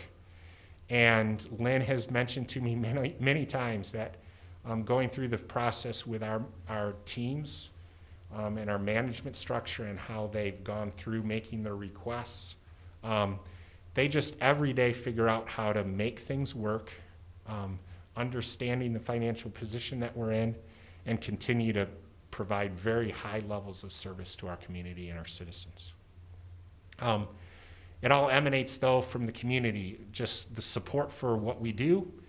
And there's just so many partnerships that we have in our community that make the dollars that we're entrusted with oftentimes go further and make our community better. So cannot leave them out. So with that, let's get started with our review, but Dave, happy Yeah, to go ahead, take Dave. Yeah, a question. you're going to, at some point in the proceedings here, you're gonna cover the pension situation, correct? Yes, Okay, so I'll wait till you get there. Very Somebody good. gets there. all right. Thank you. And anyone else have a comment? Otherwise, I have one I want to make. Yeah, Quincy. I see this is the first slide that had the pages. All the rest of them will have the page numbers on them? Yes. Okay, Yeah, I thought I I saw it know on one or two of the I other know ones. I wasn't looking at Cinco's- everyone. I missed it. I think Cinca put them in. Okay, I'm good then, She that's was it. working on those this afternoon, so. Cool, thank you. Yeah. And I'm sure that you and or Lynn or other staff members will get into this in more detail, but I do want to put a kind of a finer point on when I looked at the initial budget review. Even the mayor can do the math and see that there was that $200,000, $225,000 amount that made us upside down this year. And the very first line on this slide, I think, says it all. And Mike, you did as well. You know, I am very, very thankful for the legacy and the frugality of previous councils saving for a rainy day. And this year it's been raining. We've had a lot of rain this year. But to be completely honest, I'm not comfortable with that 225,000. I understand the necessity of it. I think that there are some glints of sunshine on the horizon, but the rain hasn't stopped yet. And so I'm very glad to hear you say this is not something that we're planning on doing on a repeated basis. We've got the ability to be able to do this because we've been frugal in the past. And if there's any year to spend because it's raining, I think this is the year to do that. But I want to be very clear with council and with the public that this is something that we can't do year after year. And we need to make sure that we are justifying to the public why we are doing that this year, because it is something that's not sustainable in the long term. Agreed. Yeah. And on that light note, I'll let you move forward. Very good. All right, thank you. I think the next slide is we get to welcome and appreciate Lynn McCammon.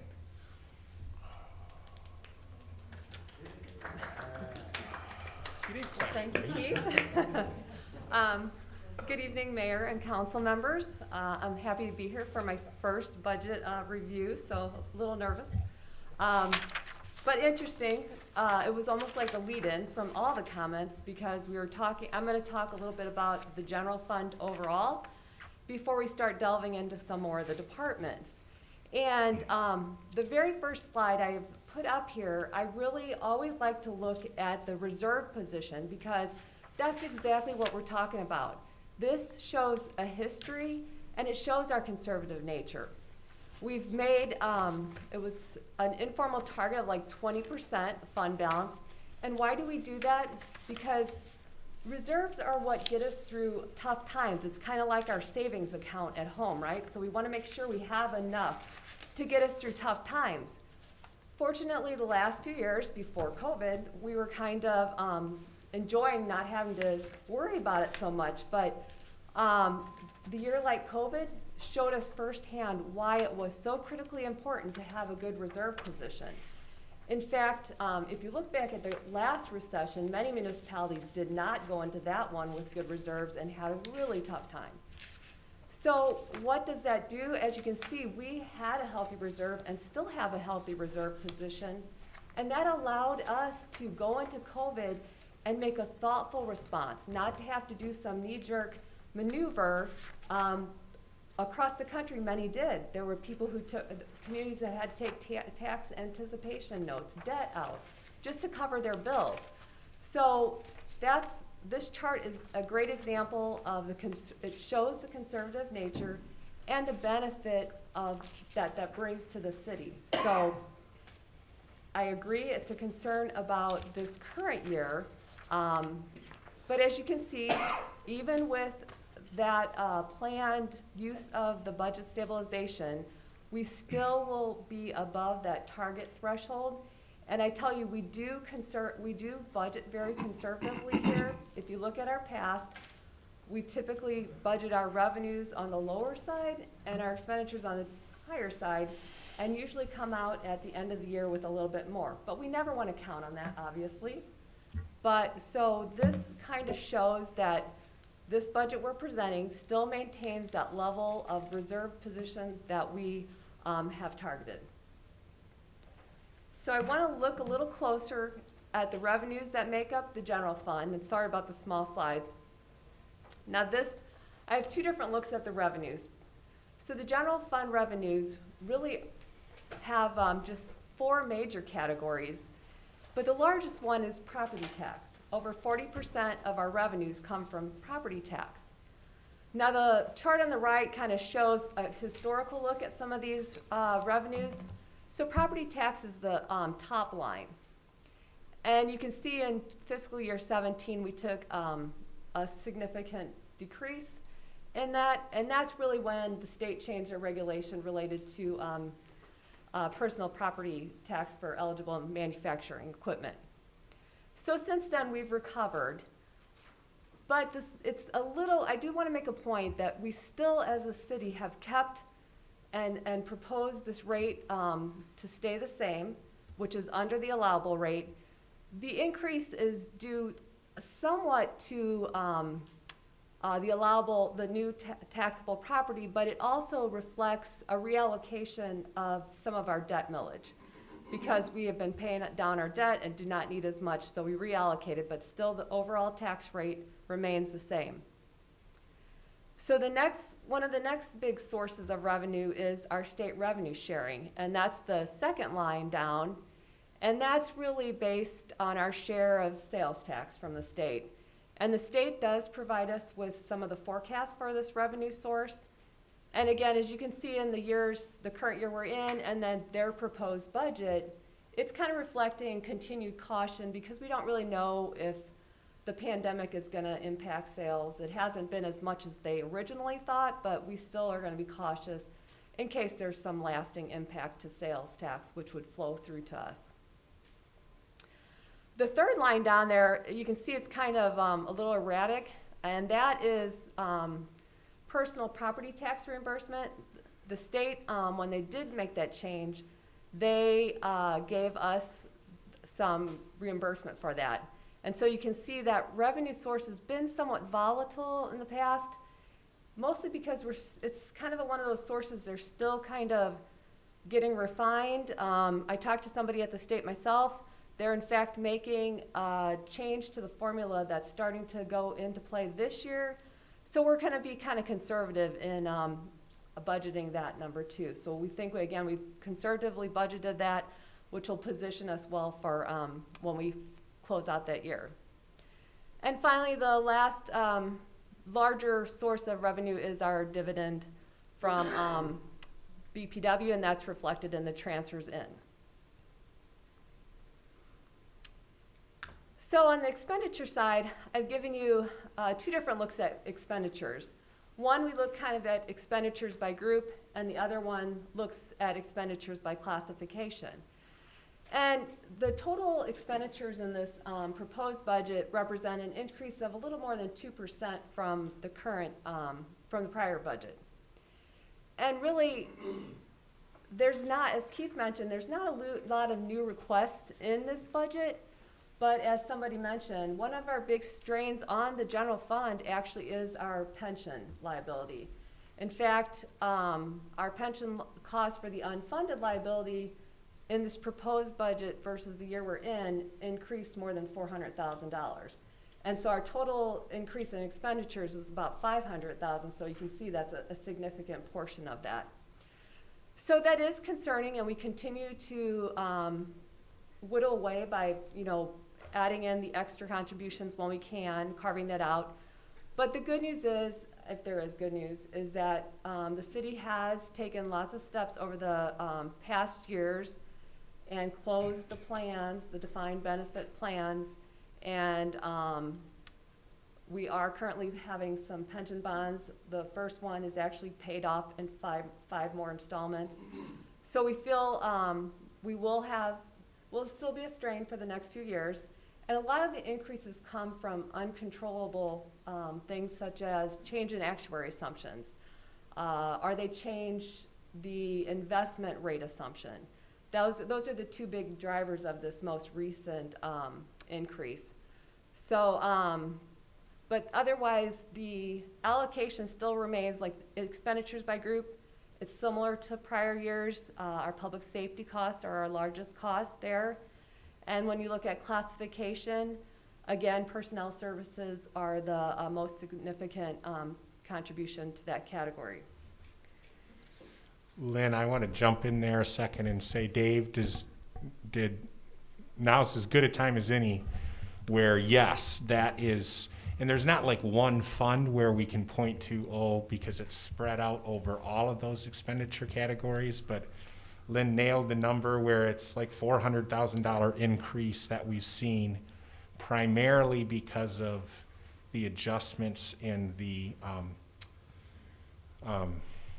actuarial assumptions. Actuarial assumptions, yeah. The reason I asked the question is that for as long as I can remember, talking about unfunded liabilities, it's like one year we have this realization we're unfunded by so much because that's what they're telling us. So we ante up thinking we're good. The next year they come back, you're unfunded by this much, so we bond for this much and say, hallelujah, thank you, Jesus, we must be out of the woods now. The next year comes along, you're underfunded by $400,000. I can't believe that there's just a bunch of actuaries sitting around throwing darts at the wall.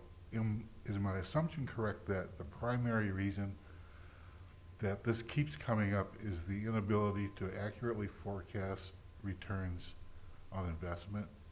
I mean, is that a major reason for this? Or are they just, how can they get it wrong for so long, is my question. Lynn will give a more technically correct answer. I hope it's more technically correct. There you go. My assessment. Yes.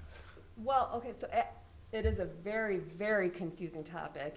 It does have a lot to do with the investment assumptions that they use, the interest rate assumptions, so it's like what they assume. So they keep lowering it. And the effect of them lowering what they think that it's gonna, so they said if it went from like 7.5 to 7.3, for example, they used to make all of what they would owe based on earning that 7.5. Well, when they bring it down to 7.3, obviously, now you're going to have to come up with a whole bunch more money because they're going to say your average earnings is only going to be 7.3. So that is a large part, but an almost equally large part is the mortality tables that they use. So they keep changing those, and they'll tweak them for the life expectancy. They'll tweak them for the demographics of the population, and different things like that. So that does equally almost affect the actuarial assumptions. And then finally, you might think, okay, wait, we just saw these last couple years, these great investment returns, right? Well, the actuaries, that is true. We had great, we could have some great investment returns. However, the actuaries use something they call smoothing. So sometimes it's hard to make the connection between, you're like, hey, but wait, I had this, but then they smooth it, and all of a sudden it's like it doesn't seem like it reflects what we see in the marketplace. So it's a combination of a lot of things that are we are at the mercy almost sometimes of the actuaries. Yes, it seems silly, but I guess there's some reason in there that escapes me perpetually. So, but I'm glad you understand it. Well, What I found is predictable, though, Dave, is that we'll always owe more money. There has never been a time I've ever experienced where they said, hey, guess what, you've paid too much. Wouldn't it be cool to know that in advance in a predictable way that, oh well. So here's the good thing, though, and Lynn and I probably have similar perspectives on this. We're finding we think very similarly on a lot of things, which is nice. We were not around when many of you or prior councils or prior people in our seats made the good decisions to ultimately, one thing that's simple, Dave, you close the plan, and I like to oversimplify of saying, we stopped refinancing our 30-year mortgage every 6 months. And we actually said, we're gonna close the plan. We're gonna move towards a point in time of we know what the dollar amount we need to have set aside to pay our liabilities over the period of time. And then you bonded for that. And as Lynn said, we do have, and it's not right around the corner, but 5 years isn't that bad. The first of one of those bonds comes up. And that's going to be one of the first times where we're going to have a little bit of a breathing room, even though Lynn's exactly right and Mayor's exactly right. Like, there's still a remaining amount where it's just going to be more every year. But we've built into paying that bond. And once we get that bond off, and then eventually there's another bond that comes off, now that history, that legacy of conservative management, we're going to open up that space, and then we're going to be in a great position. And I can assure you, there's communities across the state and nation that would give a whole bunch to be in the position that we're in right now, quite frankly, but that we're going to be in when we get to that day. That's one thing that you can count on also. Oh, thank goodness for that. You know, I'm not a numbers guy, but this is just perpetually bummed me out every year. But thank you for the explanation. Scott? So what scares me about all this, scares the hell out of me about this one, the actuarial, is that when we have a bad market, which we've had a good market for a while, right? And we're still paying in. So what's the likelihood of having to come up with a lot more money if we have a bad market or a bad investment portfolio through this? So that just worries me, and I don't understand how we can't argue or demand a better predictable, pattern here of where we're putting our money toward. I mean, it just seems like we don't have really good judgment on how not us, but the investment firms that they're using. It seems like this is just a scapegoat out for them each and every time we do this. Well, I understand your comments, and certainly that's the flip side of where this asset smoothing, they usually do a 5-year, should benefit us a little bit. Now, hopefully in the same year they don't change a different actuary assumption, but that's what the smoothing is for, so that in the down years you don't have a really big down, but we don't see the really big upside either. But there is one other thing I did want to make sure everybody knows. So if you recall, last year we really carved out and saved $800,000 and made that $800,000 extra contribution. So the way the timing, we haven't actually seen the benefit of that yet. So just because the way the contributions are done before that actually got reflected. So I'm hopeful, I'm sure we all are hopeful that will reflect positively when we see what we'll have to pay in, believe it or not, fiscal year 23. So, right, it is a concern, and we monitor it all the time, and we check at all of our professional organizations. Hey, does anybody have any good ideas?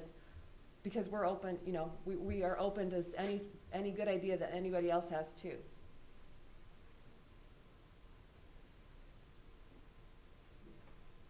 Anyone else? All right, great. Keep moving along. Thank you. And here, I think, is the first of the question that gets dropped in. So, good question. Would you explain the increase in contingencies?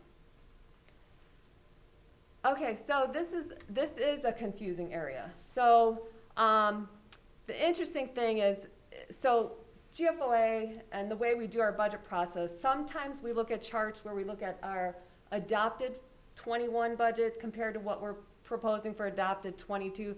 And some places we look at what our estimated or even our amended budget for 21 is compared to what our proposed budget is. And so the difference is if we have a budget amendment throughout the year. So that has created a little bit of the confusion in this area, but it's a good opportunity to explain contingency anyway. So how contingency is used in this budget is traditionally the city has included a few items that we don't quite know for certain in the amount we estimate, and then when they become known, we put them through the budget amendment process. And there's a couple items that are included here. One is the cost of living wage and related benefit increase. Another is the city's contribution to a WeMet grant. It's a police-related grant. And then there's two other things which are related to year-end accounting adjustments. One's for compensated absences, and another is for interest rate markups. I think the mayor really wants to hear the detail about those accounting adjustments. I do. Could you, maybe we can have a sidebar for an hour or two and we can talk about I'll that. get the Yeah. GASB for you.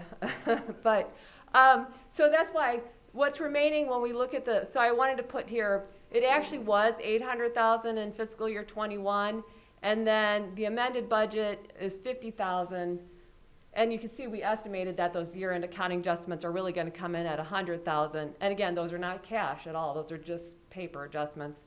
And then for fiscal year 22 proposed budget, we have budgeted 500,000. So I hope that helps. All right. And with that, I think we're moving into. Yeah, very good. So what we'll do is we'll just kind of walk you through. We have a handful of departments presenting tonight.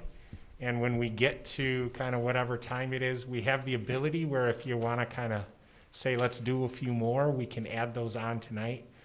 If you say, please, please, please stop, then we can just stop where we're at that point and then do more. But we are going to do some tonight.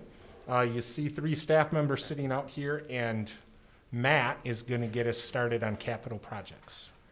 Yes, good evening, council. It feels a little weird to do the roll call and then welcome back in the study session, but here we are. So, Municipal Capital Improvement Fund. Before we kind of get into the nitty gritty of what we're going to do and what the public's going to see us do this next year, is I wanted to have a little discussion with you about numbers as they fall in the Capital Improvement Fund. If you look at page 209, you'll see somewhere in that myriad of pages just all the projects that fall in that Capital Improvement Fund. And the message that I want to bring to you tonight is that for larger projects, such as a fire station renovation, an ice rink, a Holland Park performing arts facility, those numbers are wild guesses, okay? And those scopes of those projects have not yet been determined. And what I'm trying to say to you is that those numbers don't get hung up on, because they may change, and you may change them. The public may weigh in and want things that in or not in those numbers. And we've seen that in the past, where a number becomes the project number. And I just wanted to caution you, especially on the projects that we're probably going to bond for, such as the fire stations, that bond number can be adjusted up or down depending on the scope of the project. So I just wanted to lead with that today. You know, things like an energy wheel at the public safety building, we've got a pretty good idea of what that's going to cost. Body cams, we've got a pretty good idea of what those are going to cost. HVAC units at the Parks Department, yeah, we got a pretty good idea of what those are going to cost too. But until we've really gone through the process of defining the actual scope of some of these projects, I just hope that you will hear me that don't get caught too much up on the number that's there. That number may change. You may change that. The process that we go through to get to the end product may change that. So those are really placeholder numbers. Those are Matt making a wild guess. And you know, I could put $1 million in for a project and it comes in at 1.5 and you think I've done the worst job in the world. Or I could put $20 million in for a project and it comes in at $1.5 million and you think I've done the best job in the world. So just a word of caution before we go through the capital improvement fund process. So the first major project that the public is going to see kind of come to fruition is the fire station planning. This is for both the Holland Park and the Waverly stations. We've already actually begun.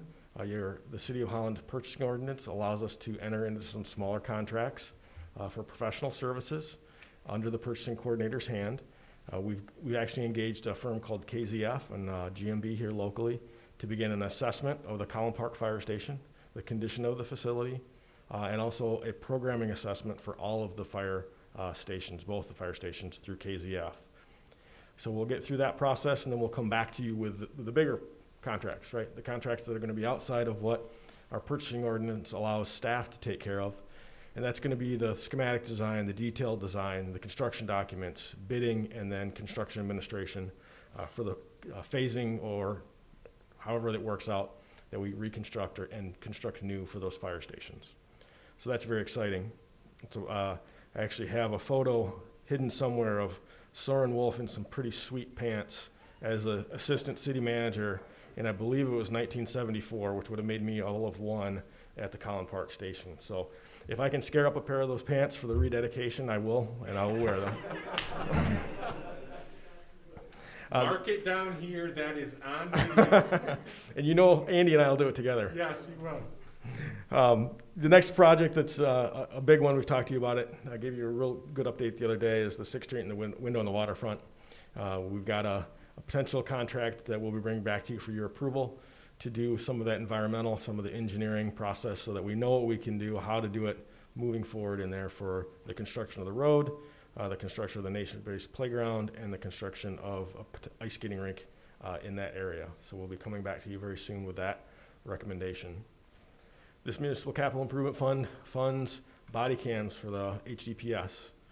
As I think all of you know, we have had in-car video from the days where the guys were actually putting a VHS into a recorder in the trunk and closing it and pulling the VHS out at the end of the shift. We've obviously come a long way since then, and those are in each of the cruisers. We would like to recommend to you that the body cams come from that same company. It just integrates. The number that we've got in there is for the body cams for all of our officers, and then also really the big part of it is storage.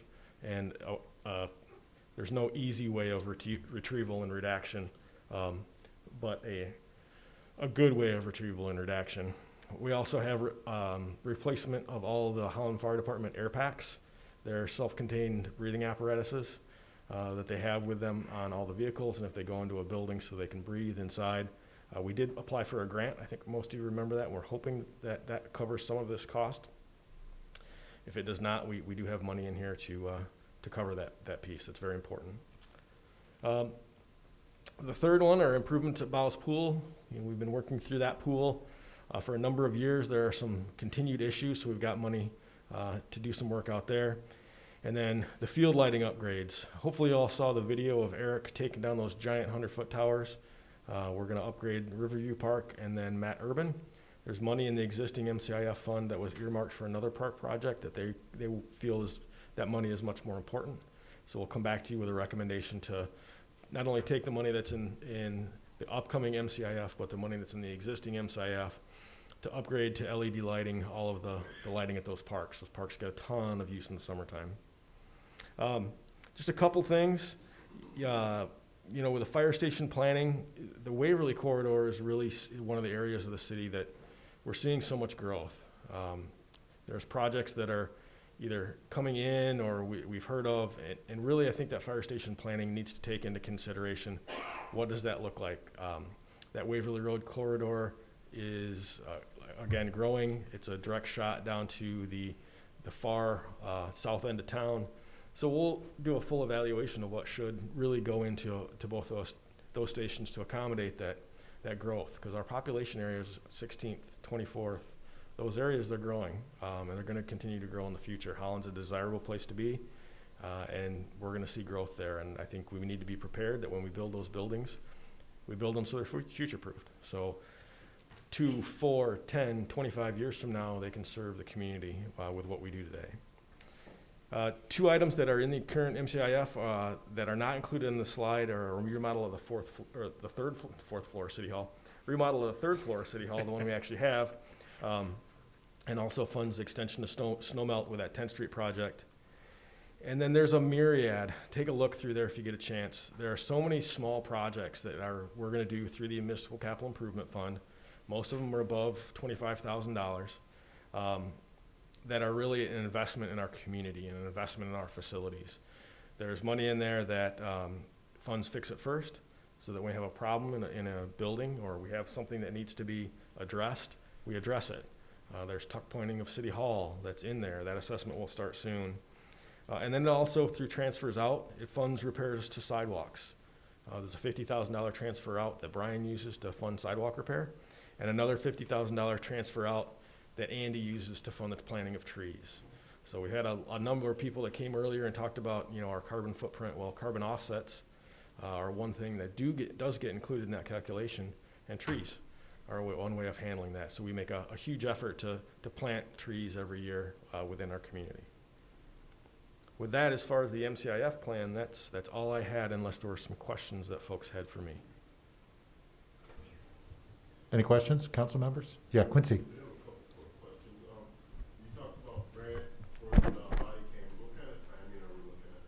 So the grant it's actually a grant for the fire packs. For the fire packs.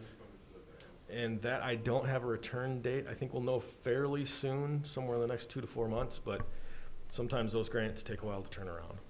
Yeah. Quincy, can you turn your microphone on? Yes, sorry about that. I know it's been a few years, and from my perspective, the resurfacing of the tennis courts didn't go as well as we had planned.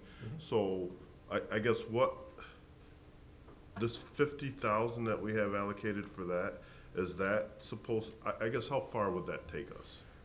So in discuss with the Parks Department, the damage that's been done, they don't think is as bad as what it was. Okay. So you'll actually, if you look out into the next year, the 2023, you'll see Moran Park tennis courts for a number of $475,000. Do you remember when we took the ride out to Matt Urban and I was talking to you about that plasticky epoxy stuff they were putting on the court and how that had performed?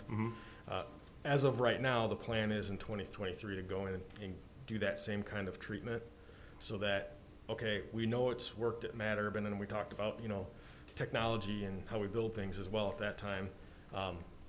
We've had a couple years under our belt out there. If it's still holding up good and looks good, then make that big investment at Moran, at the tennis courts there, and be done with that thing for the next 25 years. That would be a great idea. All right, great. And what are the other improvements over at Moran? So there were some lighting improvements. There's a playground improvement project that's going to go in there next year. So there's a bunch of little things like that. Okay. Like the tennis walls that are there, they're talking about knocking those down and just kind of cleaning that up a little bit. Okay. So that kind of thing. So we had one of the officers come in and talk about the... Football? Yes. Yep. Is that still It is. It's a little further out. okay. Yep. All right, thanks. Okay. Nikki? The money for the parks maintenance, will some of that include this year the painting at Collin Park, the blue railings that were kind of underwater last year, and you know, so it was delayed? Any kind of... So that fix-it funding for parks money is set aside, and then the Parks Department with Andy and Garrett and Jamie, they decide really what that goes to. So that money is not earmarked for the railing, but there's no reason it could not be used for that project. That's a very visible part. That would be my thought. And I would encourage you to bring that up to Andy tomorrow. Oh, okay. I will do that. Thank you. Any other questions? All right, great. Thanks, Matt.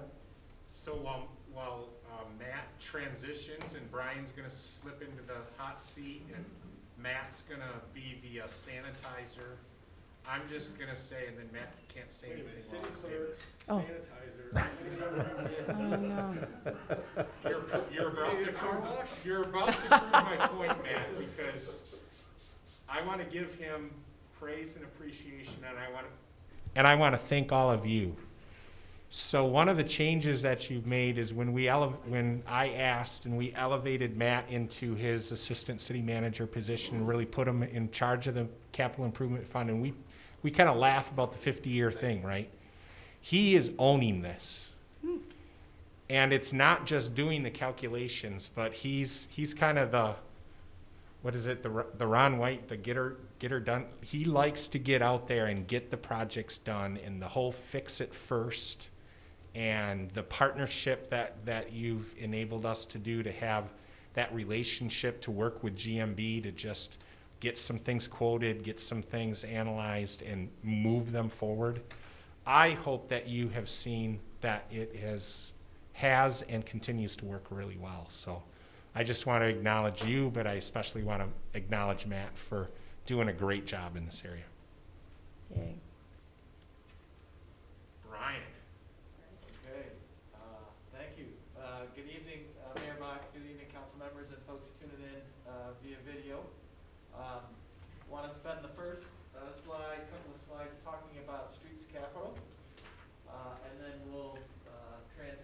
into, oh, thank you, Matt. Transition over into the transportation department and kind of the ongoing operations there with that. So with regard to streets capital, again, highlights there, and I've got a couple of follow-up slides here, so I won't talk in too much detail about the lake levels, but certainly we're keeping an eye on those. The next one here, this is really a carryover from last year, and again, it's COVID affected. We really didn't feel comfortable taking on that BPW maintenance activity and introducing all those different touch points with different folks while we're under this current condition. So as we get out of the virus, hopefully sooner rather than later, we're going to pick that back up.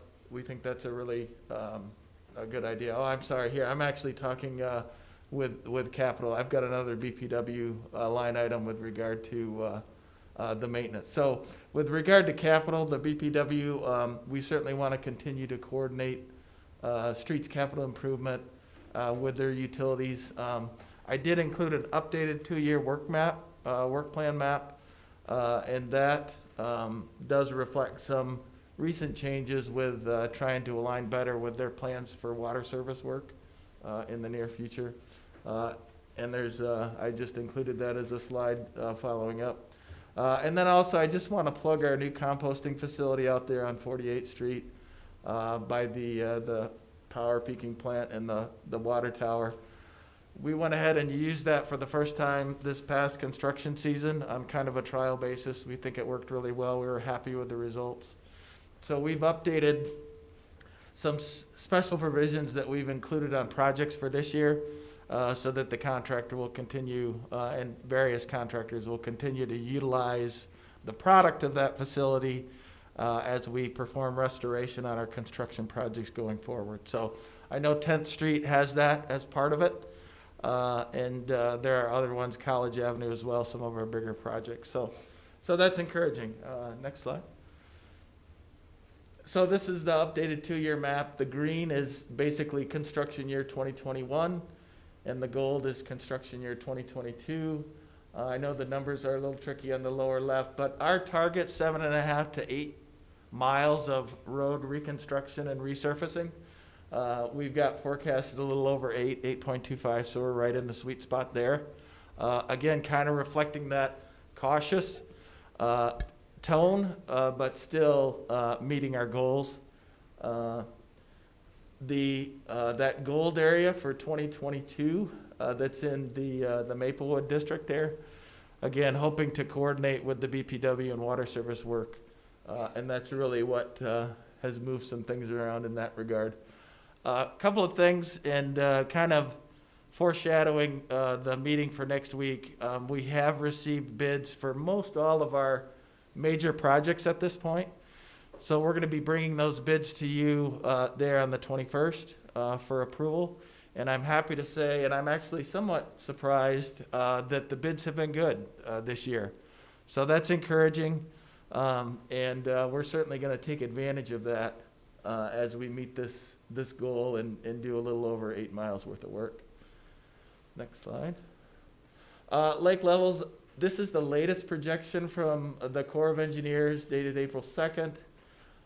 Again, I think I've shared a lot of these with you in the past, so I won't go in too much detail here. But those little tick marks at the very top of the screen represent all-time highs for lake levels, and you can see that the black line, which is actual levels, basically was setting the bar, if you will, or we were basically setting the levels, record levels for the highs for the last several months. Now we've since departed from that, and so lake levels have receded, and the dashed orange line there continuing on out into 2021 does continue to show us under the record levels by a significant amount. So that's encouraging. And we certainly hope that comes to fruition. But we're going to continue to stay vigilant. And I'll just share with you, anecdotally, we put in that pump station on Pine Avenue. And we've had good success with that. We haven't had any flooding since that pump station was installed. We're going to go ahead, even though the lake levels have receded somewhat, Again, as you all probably are familiar, we can see in excess of a foot of lake level change over a very short amount of time, depending on weather conditions and wind and things like that. So we're going to keep that pump station active probably for the next several years, or several months rather. But then as we get into the fall, we may look at what we did with the construction was actually incorporate a gravity bypass into that pump station. And so we're looking at probably again in the fall switching over to that gravity setup, albeit leaving the pumps in place in case we do have to fire them back up. And then again, monitoring this, but over time, hopefully that pump station just can go away. But we want to make sure that the lake levels support that decision. So again, a long ways out in the future, but the kinds of things that we're looking at as we look at lake levels. Okay, next slide. Okay, so transitioning into more of the transportation department and the operations there. Again, apologize, I kind of got sidetracked with that first BPW bullet item. Has to do with vehicle maintenance. We do not, and did not with COVID, want to entertain the commingling of a bunch of different folks, dropping off vehicles and what have you for maintenance under current conditions with COVID. So as we get out of COVID, we're going to pick this back up and look to assume that responsibility and perform that function.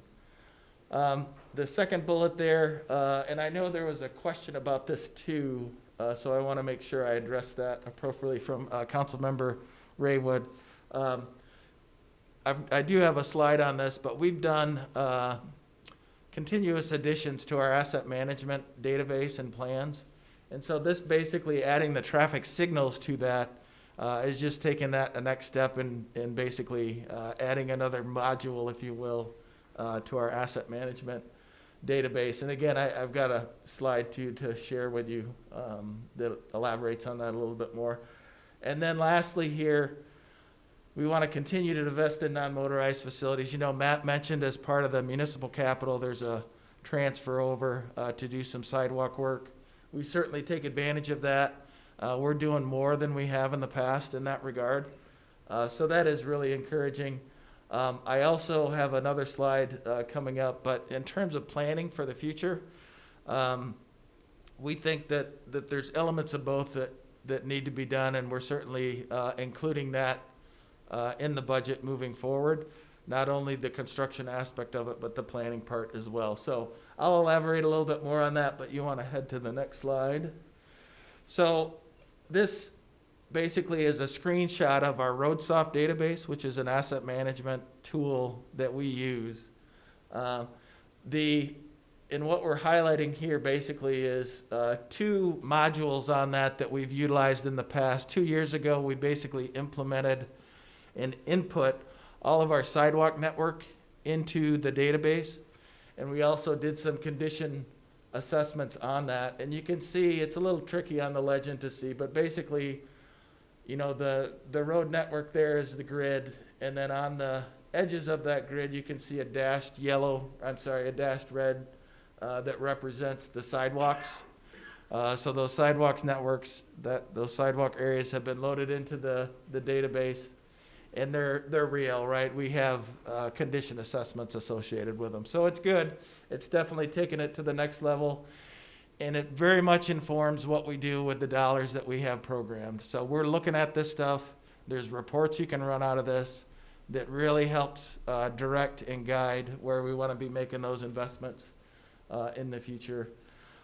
The other thing that's on here is all these green triangles. Those we did last year. That's all of the signs in the city of Holland.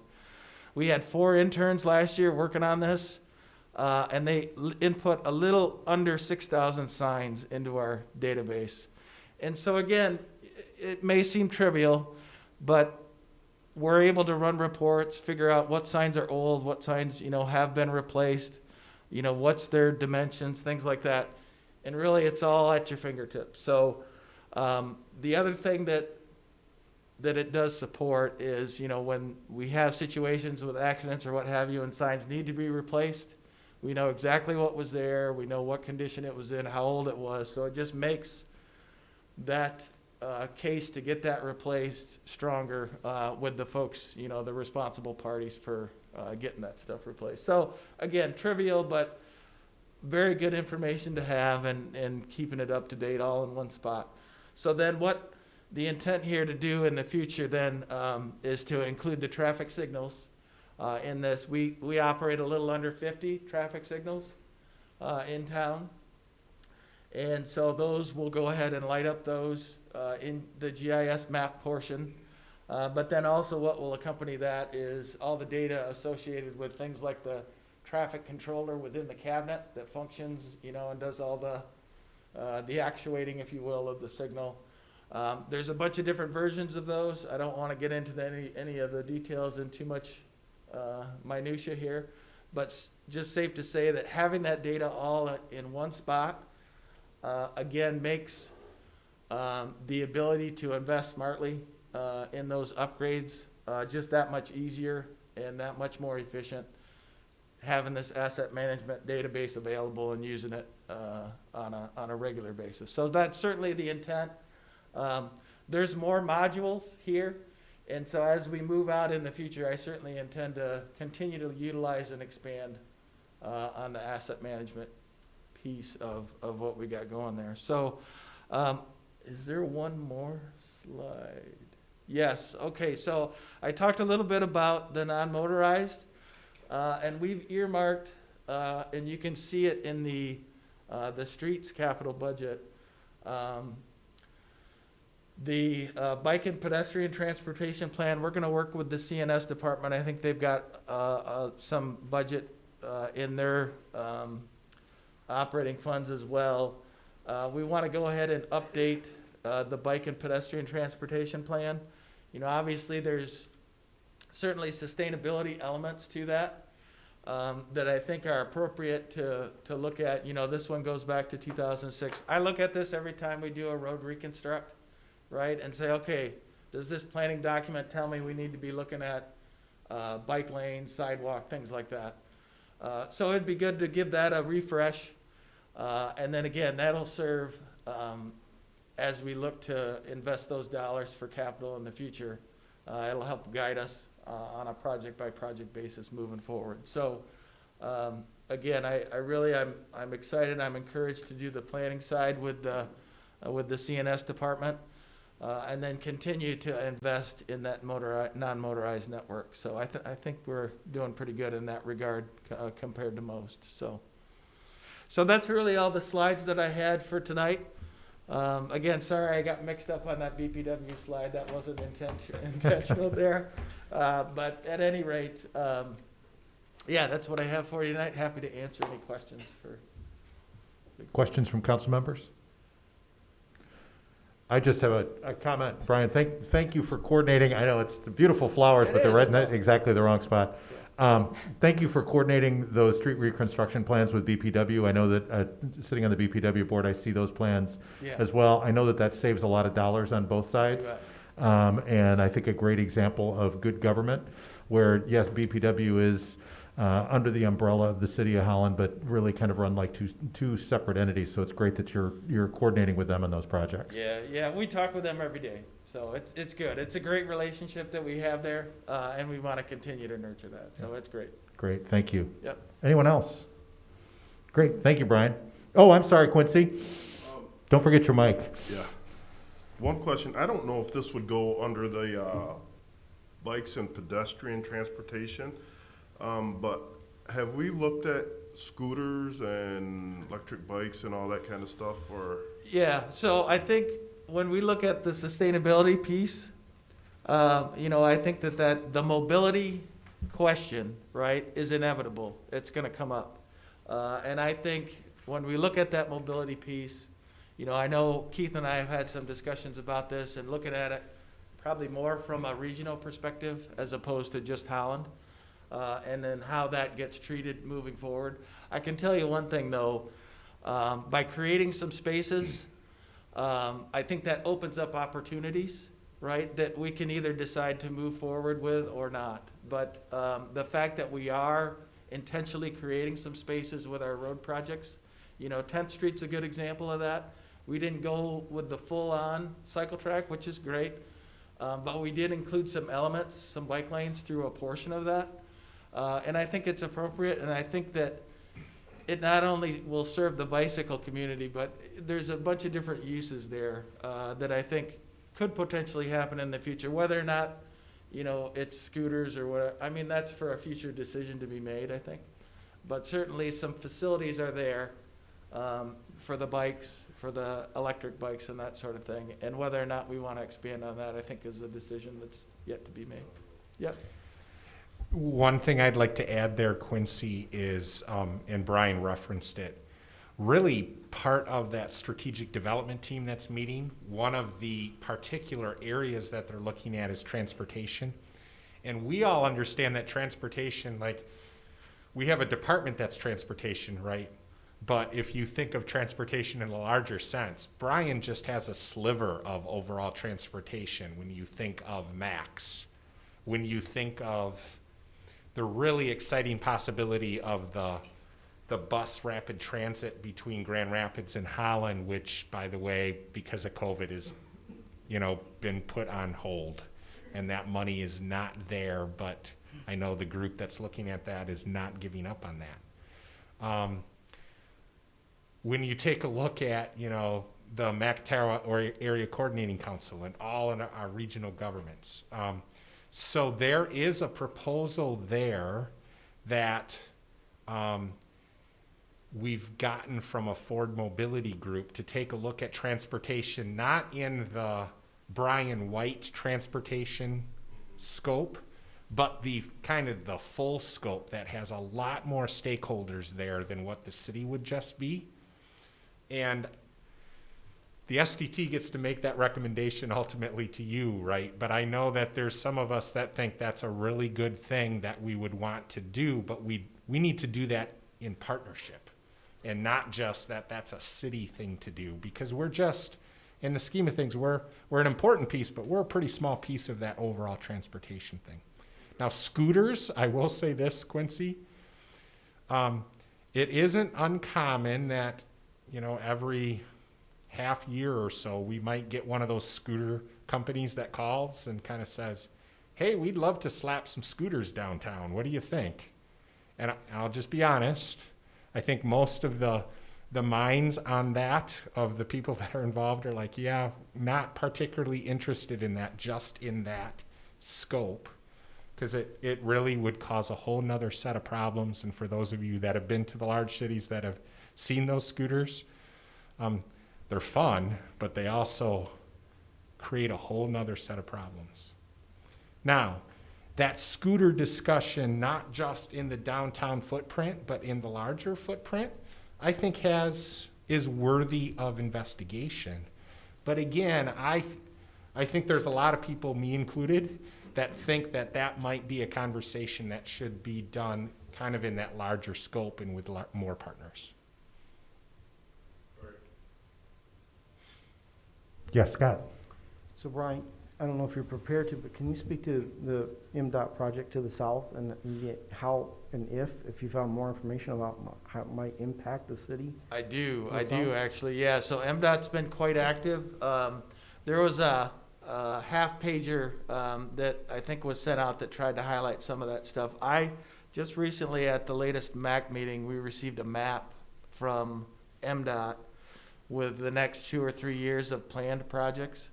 And so that's out on our website, but why don't I go ahead and, through Keith, maybe share that with everyone, because I think that is a good visual way to do that. You know, they've got 3 or 4 projects over the next 2 or 3 years that are pretty significant in nature.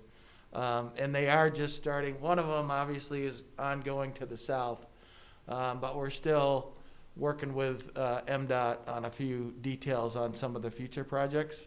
And I know, like, they've engaged different communities, Rolling Meadows being one of them, on one of those projects along 31. So yeah, that's definitely starting to take shape. And we do have some preliminary information from MDOT that I can share.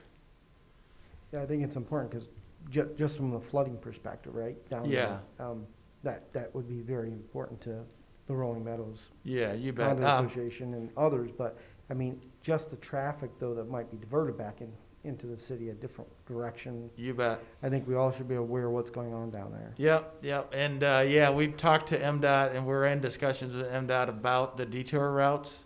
One of those detour routes, and again, I know I'm getting probably a little bit long-winded here, but a future project involving 31 construction will require a detour 196 to 16th Street.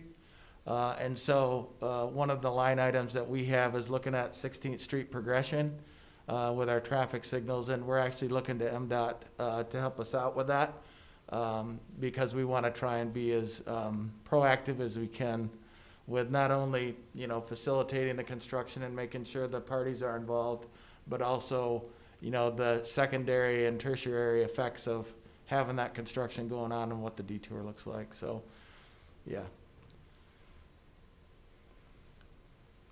Great. Anyone else? Wonderful.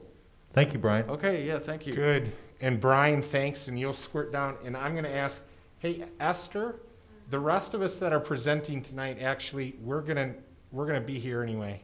Oh, there's Lynn's question. I think we answered it. So can you just forward to the end of this deck quite a few? And then Esther, we're going to put you up next, if that's all right.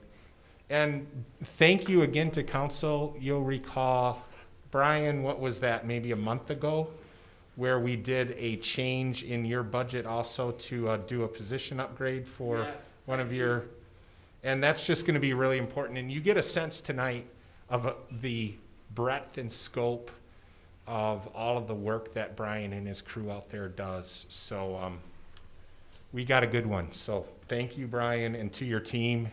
And I think it'd be great too.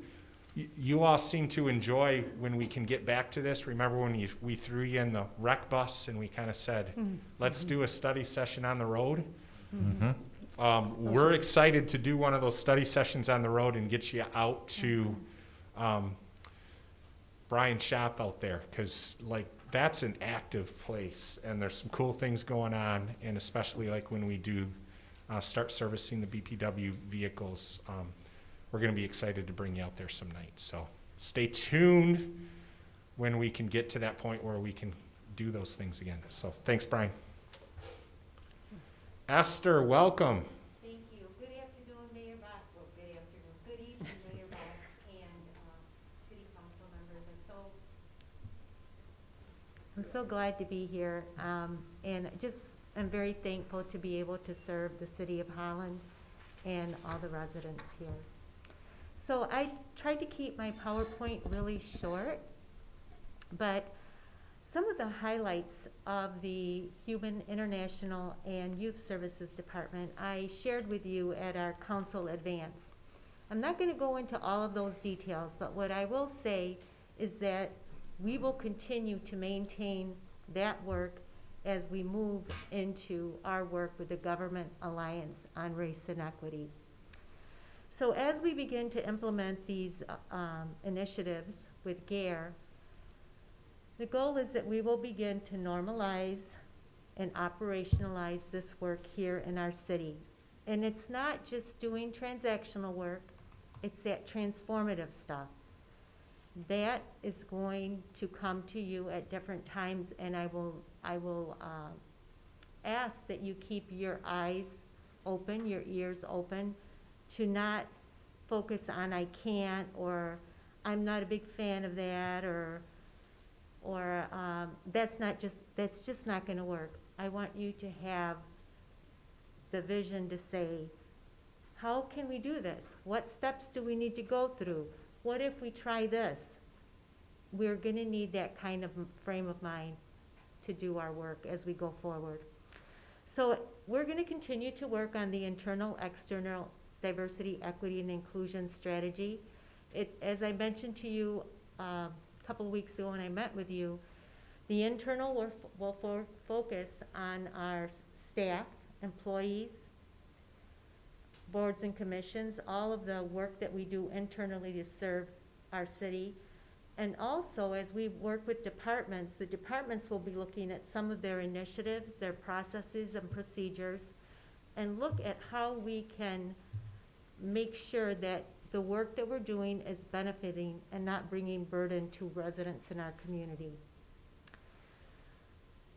As we do the external work, we will be doing the same thing and really collaborating with our partners, our community partners, and in particular, Ottawa County Office of Diversity, Equity, and Inclusion. We will continue to execute our employee community education, board and commission training, and city council education and awareness. One of the first things that is important for us to remember as we do this work is that education and awareness is at the very core of the work. If we don't know what we're doing, we won't be able to have a long-term impact. So that is really important. We will continue to expand our partnerships to build those relationships that bring the very best outcomes for our residents. This is work that you can't do by yourself. It's going to take the community, it's going to take all of our departments, it's going to take your support, of which I am very thankful for, and it's going to take the support of our city manager, which I know I've got it. As I mentioned earlier, we're going to continue to sustain all of our work that we've done in the past. We're just going to be adding a little substantive work to the DEI initiatives. I do want to say one thing. The City of Holland is known for many things. We have a great reputation. We have a beautiful downtown. We have beautiful parks. We have wonderful transportation system. We do a lot of things well. We have great financial leadership. But in the future, when people look back at the City of Holland and they see the work that we've done with diversity, equity, and inclusion, I want our community to be viewed as a benchmark where people say, you know, they were very thoughtful, they were mindful as they did this work, and it has brought the best outcomes for city staff and for the residents that live in this community. And I think that that is the work that we're embarking on, and that's the path I want to take us on. So I know that you're familiar with a lot of the things that I've talked about in the past at the advance, but if you have any specific questions, I'd be happy to answer them. Any questions from council? Yeah, it's kind of timely. Esther was just with us. I know, I here was going to say, you did weeks such a ago, great right? job last time you were here that. I'm sorry, I wanted to keep it really short because I know it's a long night, and I know that you're very familiar with what I've been doing and what we will continue to do. And I know that once I get going, Yeah. And I'm sure all of the other council members mentioned this. This is one of the two areas where there is a significant increase. And when you look at that number, an 805% increase in your contractual budget for the GARE, I think is a great investment for us to make. it is a long-term investment, and it will serve us well, and it will serve the residents of Holland well. Great, thank you. Oh yeah, Dave, go ahead. Sorry. Being the liaison to HRC and IRC, I get to work with Esther a fair amount in those capacities. And she's a small lady in stature, but she's a monster when it comes to getting work done and being persistent about doing the good work. I mean, you heard her tonight. She's not afraid to speak to power. She's not afraid to tell us what we need to know. And she's she won't like me saying this, but she's just a tremendously huge asset to this community. And I appreciate everything that she does. Thank you. Thank you for that, Dave, and I agree completely. Anyone else questions for Esther? Awesome, thank you. Oh yeah, go ahead. I didn't look at the portion, but are we still doing the summer employment thing with youth, or how does that been? So the summer employment we are doing with the Boys and Girls Club. We're not as involved because Community Neighborhood Services, you all know Mark Cornelis, he's involved in that. And I know that he's been working directly with Boys and Girls Club, and there is a plan. I'm just not sure. It's gonna look different because of COVID-19. That was one thing that our partner was reluctant, you know, to initiate last year. And this year they may be doing more smaller, I would imagine, COVID-safe, maintaining that COVID-safe environment for our youth. But yes, we're continuing that work. Great. Anyone else? Wonderful. Thank you, Esther. Thank you. All right, thank you, Esther. And I think now we'll go way back to the beginning, and then it's kind of combination, I think, Lynn and I the rest of the night. And Dave, thank you for acknowledging Esther. We've kind of got a theme here. You guys all invested in elevating appropriately with the wage and classification study last year, Esther's position to a director, which was very much appreciated. You saw it before, but you're seeing her really fully step into that role. It's probably more us recognizing her in that role instead of the other way around. So thanks for recognizing her, Dave. Okay, so now, and if you're in the hard copy or if you're in electronic, I see that I think the numbers may not have been, so we'll try to get that fixed for you tomorrow night. But what we're gonna do now and probably is gonna be pretty close where if you get in the right page, we're just gonna kind of go in order here for a while. Okay, good. It has. It's been easy to follow. Good. Yep. And we're gonna start with, and we did this last year where I'm not gonna present council budget. I'm gonna have the mayor present the council budget. So, Mayor. And as I said to you this afternoon, there's nothing I enjoy more than hearing a budget presentation than giving a budget presentation. And so, yeah, Lynn, if you move to the next slide for me. The numbers haven't changed from last year.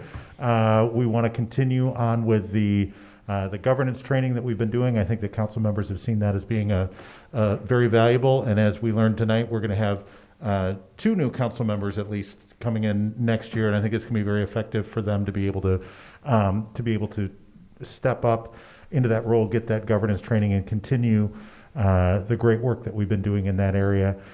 We have not been able to do as much training and events, as much training and as many events in the last year due to COVID. The team building types of things have also been limited due to COVID. Hopefully, we'll be able to bring those back this year. I think even last year at this time, we were hopeful that we wouldn't still be wearing masks at this point and social distancing at this point a year later. Let's hope that that's not the case a year from now, that I'm not repeating myself again, but again, left the budget in there with that opportunity to be able to do that.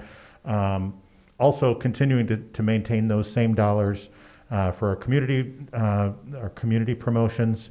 Again, hoping that we've got the opportunity to do more of those kinds of things coming in the coming year, as we were hoping for last year. Also, again, dollars for the Citizen Leadership Academy and also citizen engagement. I think that leadership training, that governance training is important not only for us, but for the community as well. One of the things that we have really strived for, one of our goals over the last couple of years, has been that citizen engagement. For Lynn and I, we were at a planning commission meeting last night, and we're reminded that the planning commission has received over 700 emails in regard to the UDO so far, not to mention public comments, other items. Citizen engagement, I believe, has been at an all-time high during COVID. There have been a lot of folks that have thought that they might not have access to government, access to meetings during this time, and we've actually seen a dramatic increase in that. And we need that software to be able to keep track of all of those things as well. And then one of the other things that we had to push pause on, again due to COVID, was our study, was implementing that boards, commissions, and committees study that was done by the county for us. We had just started that work when COVID hit, and hoping to be able to pick that up again as well. Now that a lot of those COVID-related things that we're dealing have been dealt with, and we can start picking up some of those extra things that are there also. So that's what we're looking for. Any questions from council members in regard to the budget that we've got moving forward? Again, numbers the same as they were last year. Great. Excellent. Moving on.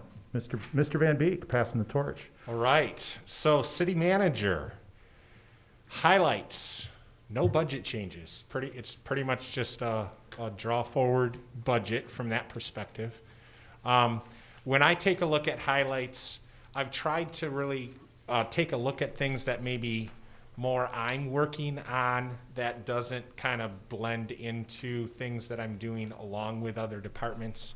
So organizationally, I think some of the big ones are COVID, just the amount of work, and a lot of that obviously actually is in partnership, obviously, with Jen. But it's taken a lot of time, and it's not going away soon.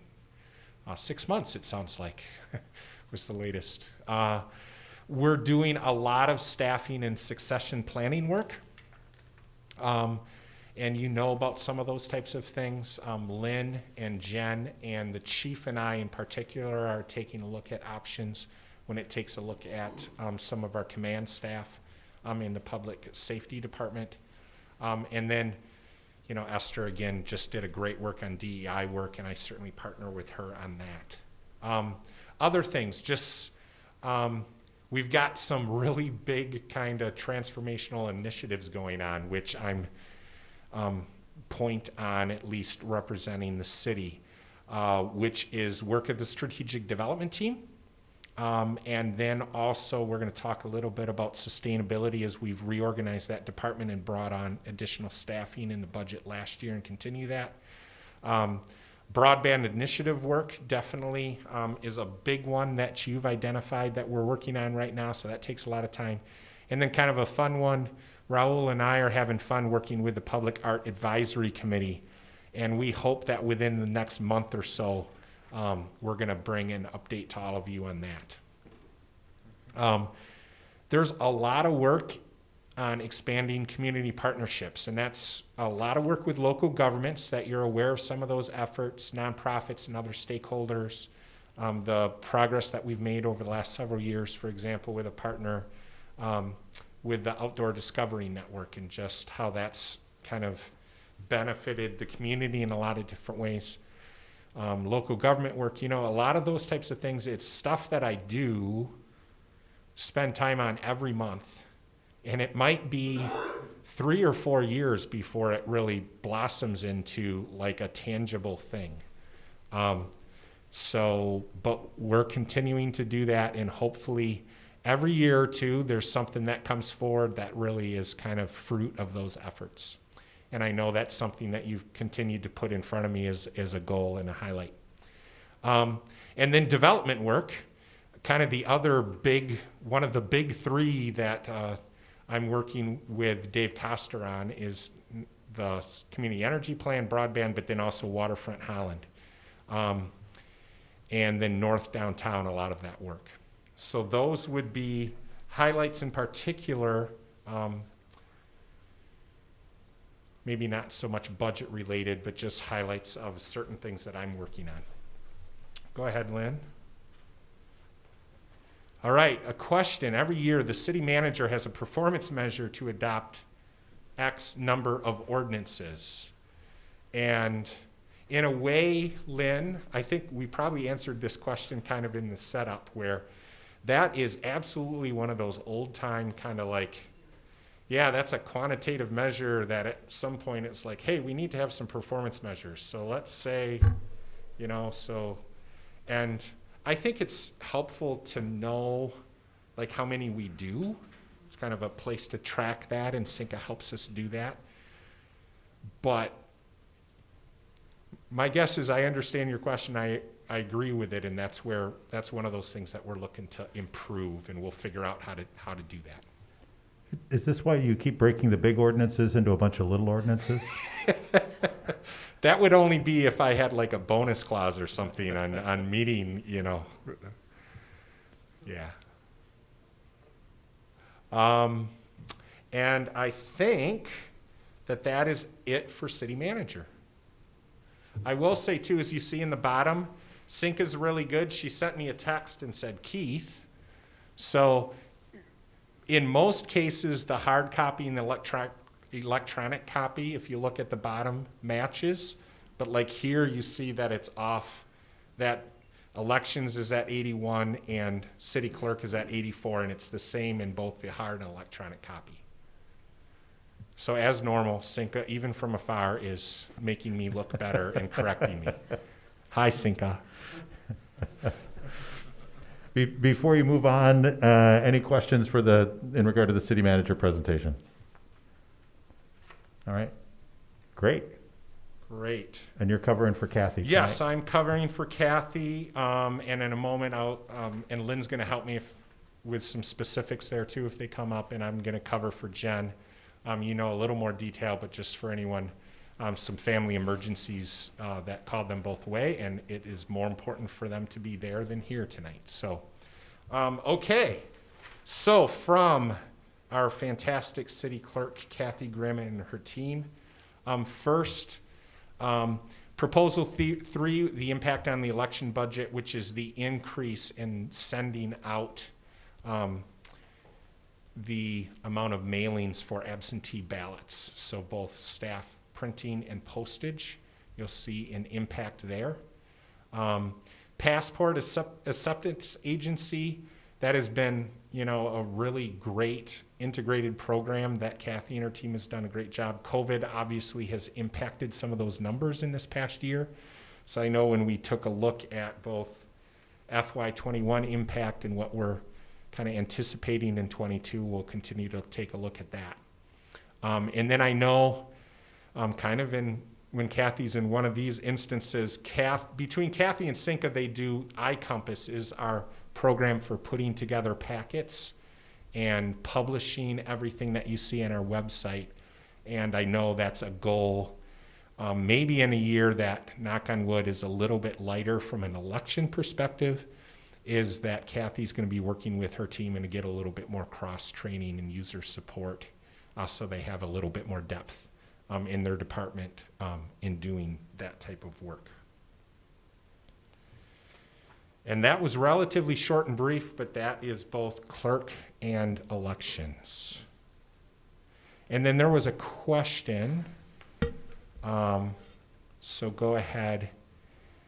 And 2 questions. One of the objectives was the request for presentations to or support from council.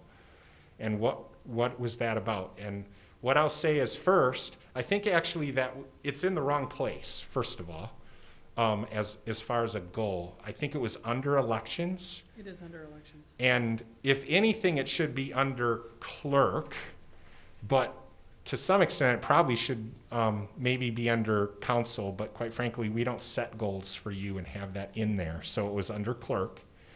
And that's something that we're going to have one of those study session conversations about, Lynn.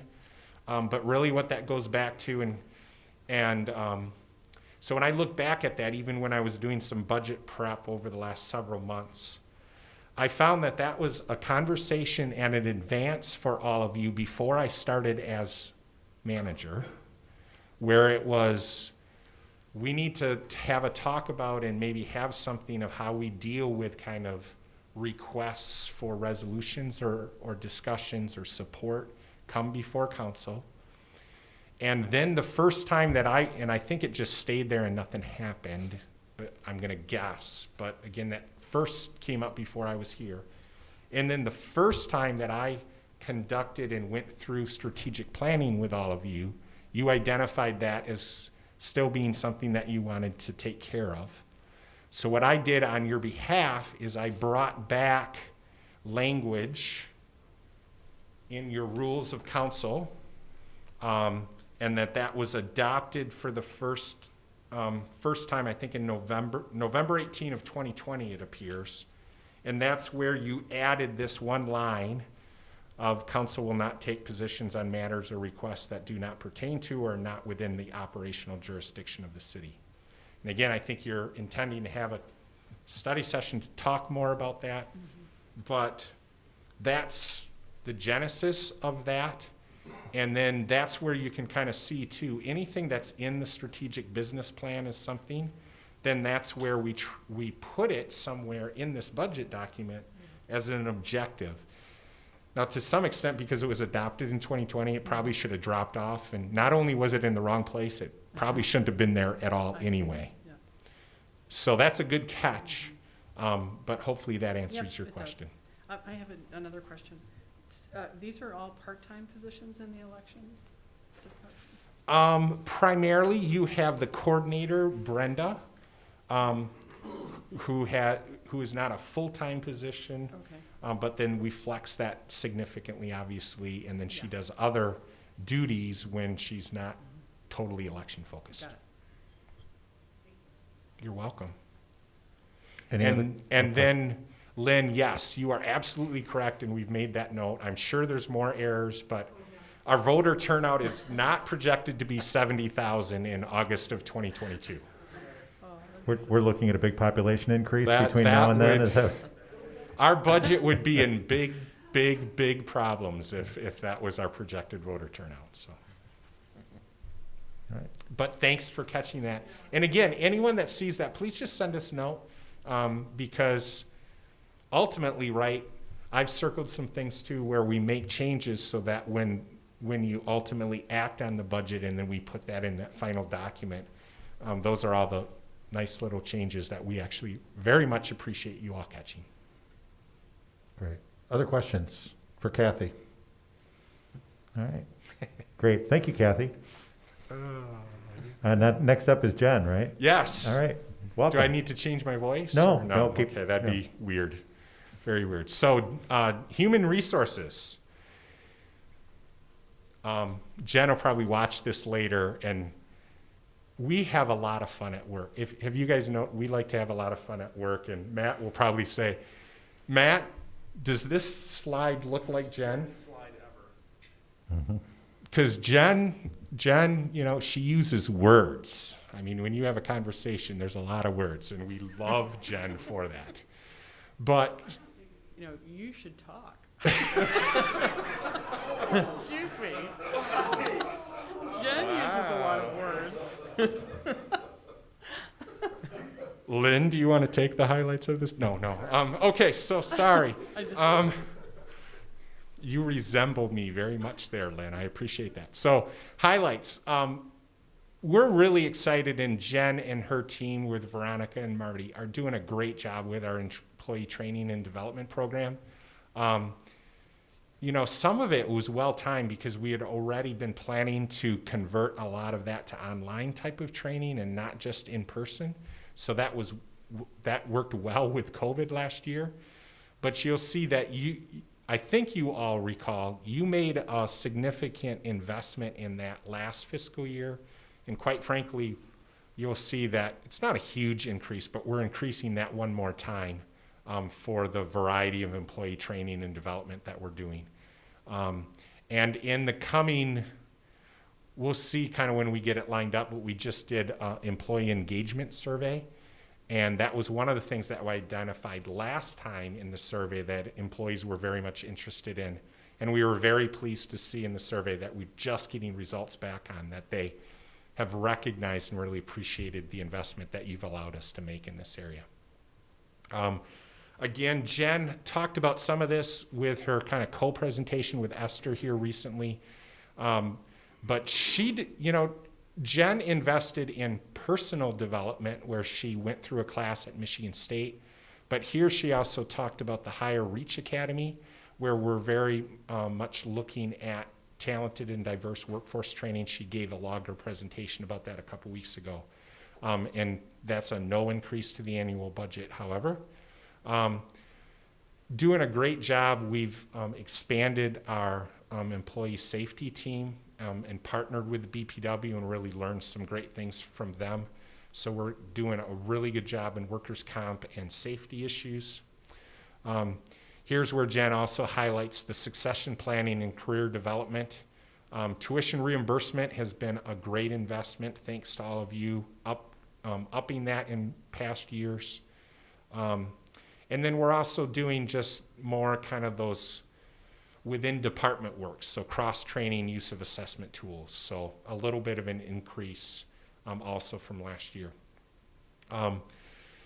The employee engagement, but also the success that we had with our union contracts last year, I think we're continuing to do well with offering competitive benefit packages. And we're just really pleased that seems like every time that we put out a job and we're a little bit worried, right? Sometimes you're like, man, how are we ever going to replace this person? And they're hard to replace, but we've had a really nice track record of a couple years of being able to attract good people to our open positions. So I think that speaks highly to the culture we've been able to maintain and enhance here, but also thanks to all of you that we're able to offer competitive benefit packages. So again, Jen, I think, has just continued to bring HR to a new level each and every year. So that is the report for Human Resources. And if you have any questions, I can try, or certainly Lynn has some of the budget detail that I don't have on the top of my head, Scott. I have a question. Our current labor contracts, do they run through this year, or is it beyond that? No, so we have another 2 years. So we've got a couple years to go before we return to the table. Okay. And I don't know if I dare ask this question, but in terms of wage increases, are we static this year? What are we looking at? No, so what we're doing, and Lynn, when she talked about that contingency budget, that's built upon the union amount that we have is not only for the unions, but that's also the recommendation that we have built into the budget for all employees across the board. Okay, thank you. And that number again is 2.75. I was going to say that, but you don't want to get that wrong, do you? No. No. Lynn? I was wondering about the tuition reimbursement program. What's the scope of that? What are people eligible for? Yeah, so we have a program. I'm actually going to turn, because the one that I think might know it right now is because Matt is very happily participating in the employee tuition reimbursement program because he's getting his master's program. That was one of the things that we've built into him doing a great job as assistant city manager. So Matt, do you know some of the specifics? Wasn't there a line in home improvement where it said, "I don't think so, Tim"? That suddenly comes to mind in this instance. Who's Tim? So yeah, the city provides a $5,000 per annual year benefit for tuition reimbursement. It's got to be approved by both the department manager and the city manager, and that can be used for really there's not a whole lot of limitations on what that can be used for. Mm-hmm. Other questions for Jen? Just making sure everybody remembers who we're talking to. That's the... Great. Thank you, Jen. Great presentation. A little wordy, but otherwise good. All right, moving right along. Hi, I'm Keith and kind of Ryan Kilpatrick. And we're going to talk about economic development and sustainability. And this is another one where you see, if you look at kind of the numbers from last year, you're going to see a lot of changes because we're again transitioning into fully having this in place. And I don't think was he at one of the meetings? I think some of you met Dan Borsma, who is now our sustainability project manager, which is that new position and a little bit elevated position, which is a combination of the prior great employees, part Ken Freestone, part Aaron Thalenwood, who both had other opportunities. So what you have now in one compact budget is the Assistant City Manager for Economic Development and Sustainability, which right now is the contractual relationship through United Way / Housing Next for Ryan Kilpatrick. And then you have Dan Boersma. So this will continue to be kind of a transition over time. For now, Dan is still making his supervisory reports with Mark on the 3rd floor. But as, that will start to transition over, and it already is. But I think we're not in a particular hurry to do that. So those are those two positions. In here, then, on the economic development side, you see the continued partnership with Lakeshore Advantage. Ryan is already, hitting the ground running and doing some great work on some complicated abatements that we're starting, but we expect to have continue. When you take a look at Waterfront Holland, when you take a look at North Downtown, and when you take a look at affordable housing, and there is a project at Planning Commission level right now, corner of 24th and Waverly, right, Lynn? So Ryan's been helping me, and I think probably in the next month or so, for example, you'll see a pilot MSA agreement that will come before you. So those are the types of things that Ryan's jumping right into. We're also, and I don't have all the numbers here, but Lynn has those specifics. Remember, last year also we consolidated a lot of our sustainability investments in this one place in the budget so we could track those better. So for example, the differential in vehicles that we made last year, where police department paid for the cost for the detective vehicle, but the differential for the Tesla, for example, we capture here. So some of those types of things. So we're excited about this. We continue to think that this is the right direction to go, kind of with that caution and with that partnership, particularly for Ryan. That's, we'll continue to evaluate that and grow that in time. But again, the numbers here probably look a little bit weird because we're continuing to kind of build this budget. So if you look kind of year to year, some of it looks a little funny. And that's it. Any questions are you Keith or Ryan or Dan? Yes. Okay. Yes. Any questions for the three gentlemen up there? All right. Great. Thank you, gentlemen. You're welcome. Okay, it is 8:41. We never quite know. We had the ability, and we have it if you want to keep going. There are other budgets that both Matt and Lynn are prepared to, where if you kind of want to keep going for a little bit, we can. But my guess is we can break here, and then we come back at 5:30 tomorrow night. And I'm gonna forecast that if we break here, we get you out of here before 9 o'clock. If we start at 5:30 tomorrow night, we'll be done by this time tomorrow night. Yeah. Yep. I think that sounds good. Do that? Yep. Then we will look forward to seeing you all at 5:30 tomorrow night. Comment, question? Yeah. Just a general question on the budget. You've made some really nice changes here, and I do think it reads, for a 300 and some odd page document, I think it reads really well. There's just one comment I would make about the community profile. Jay, could you settle up to the mic a little more? I don't think people at home can hear you.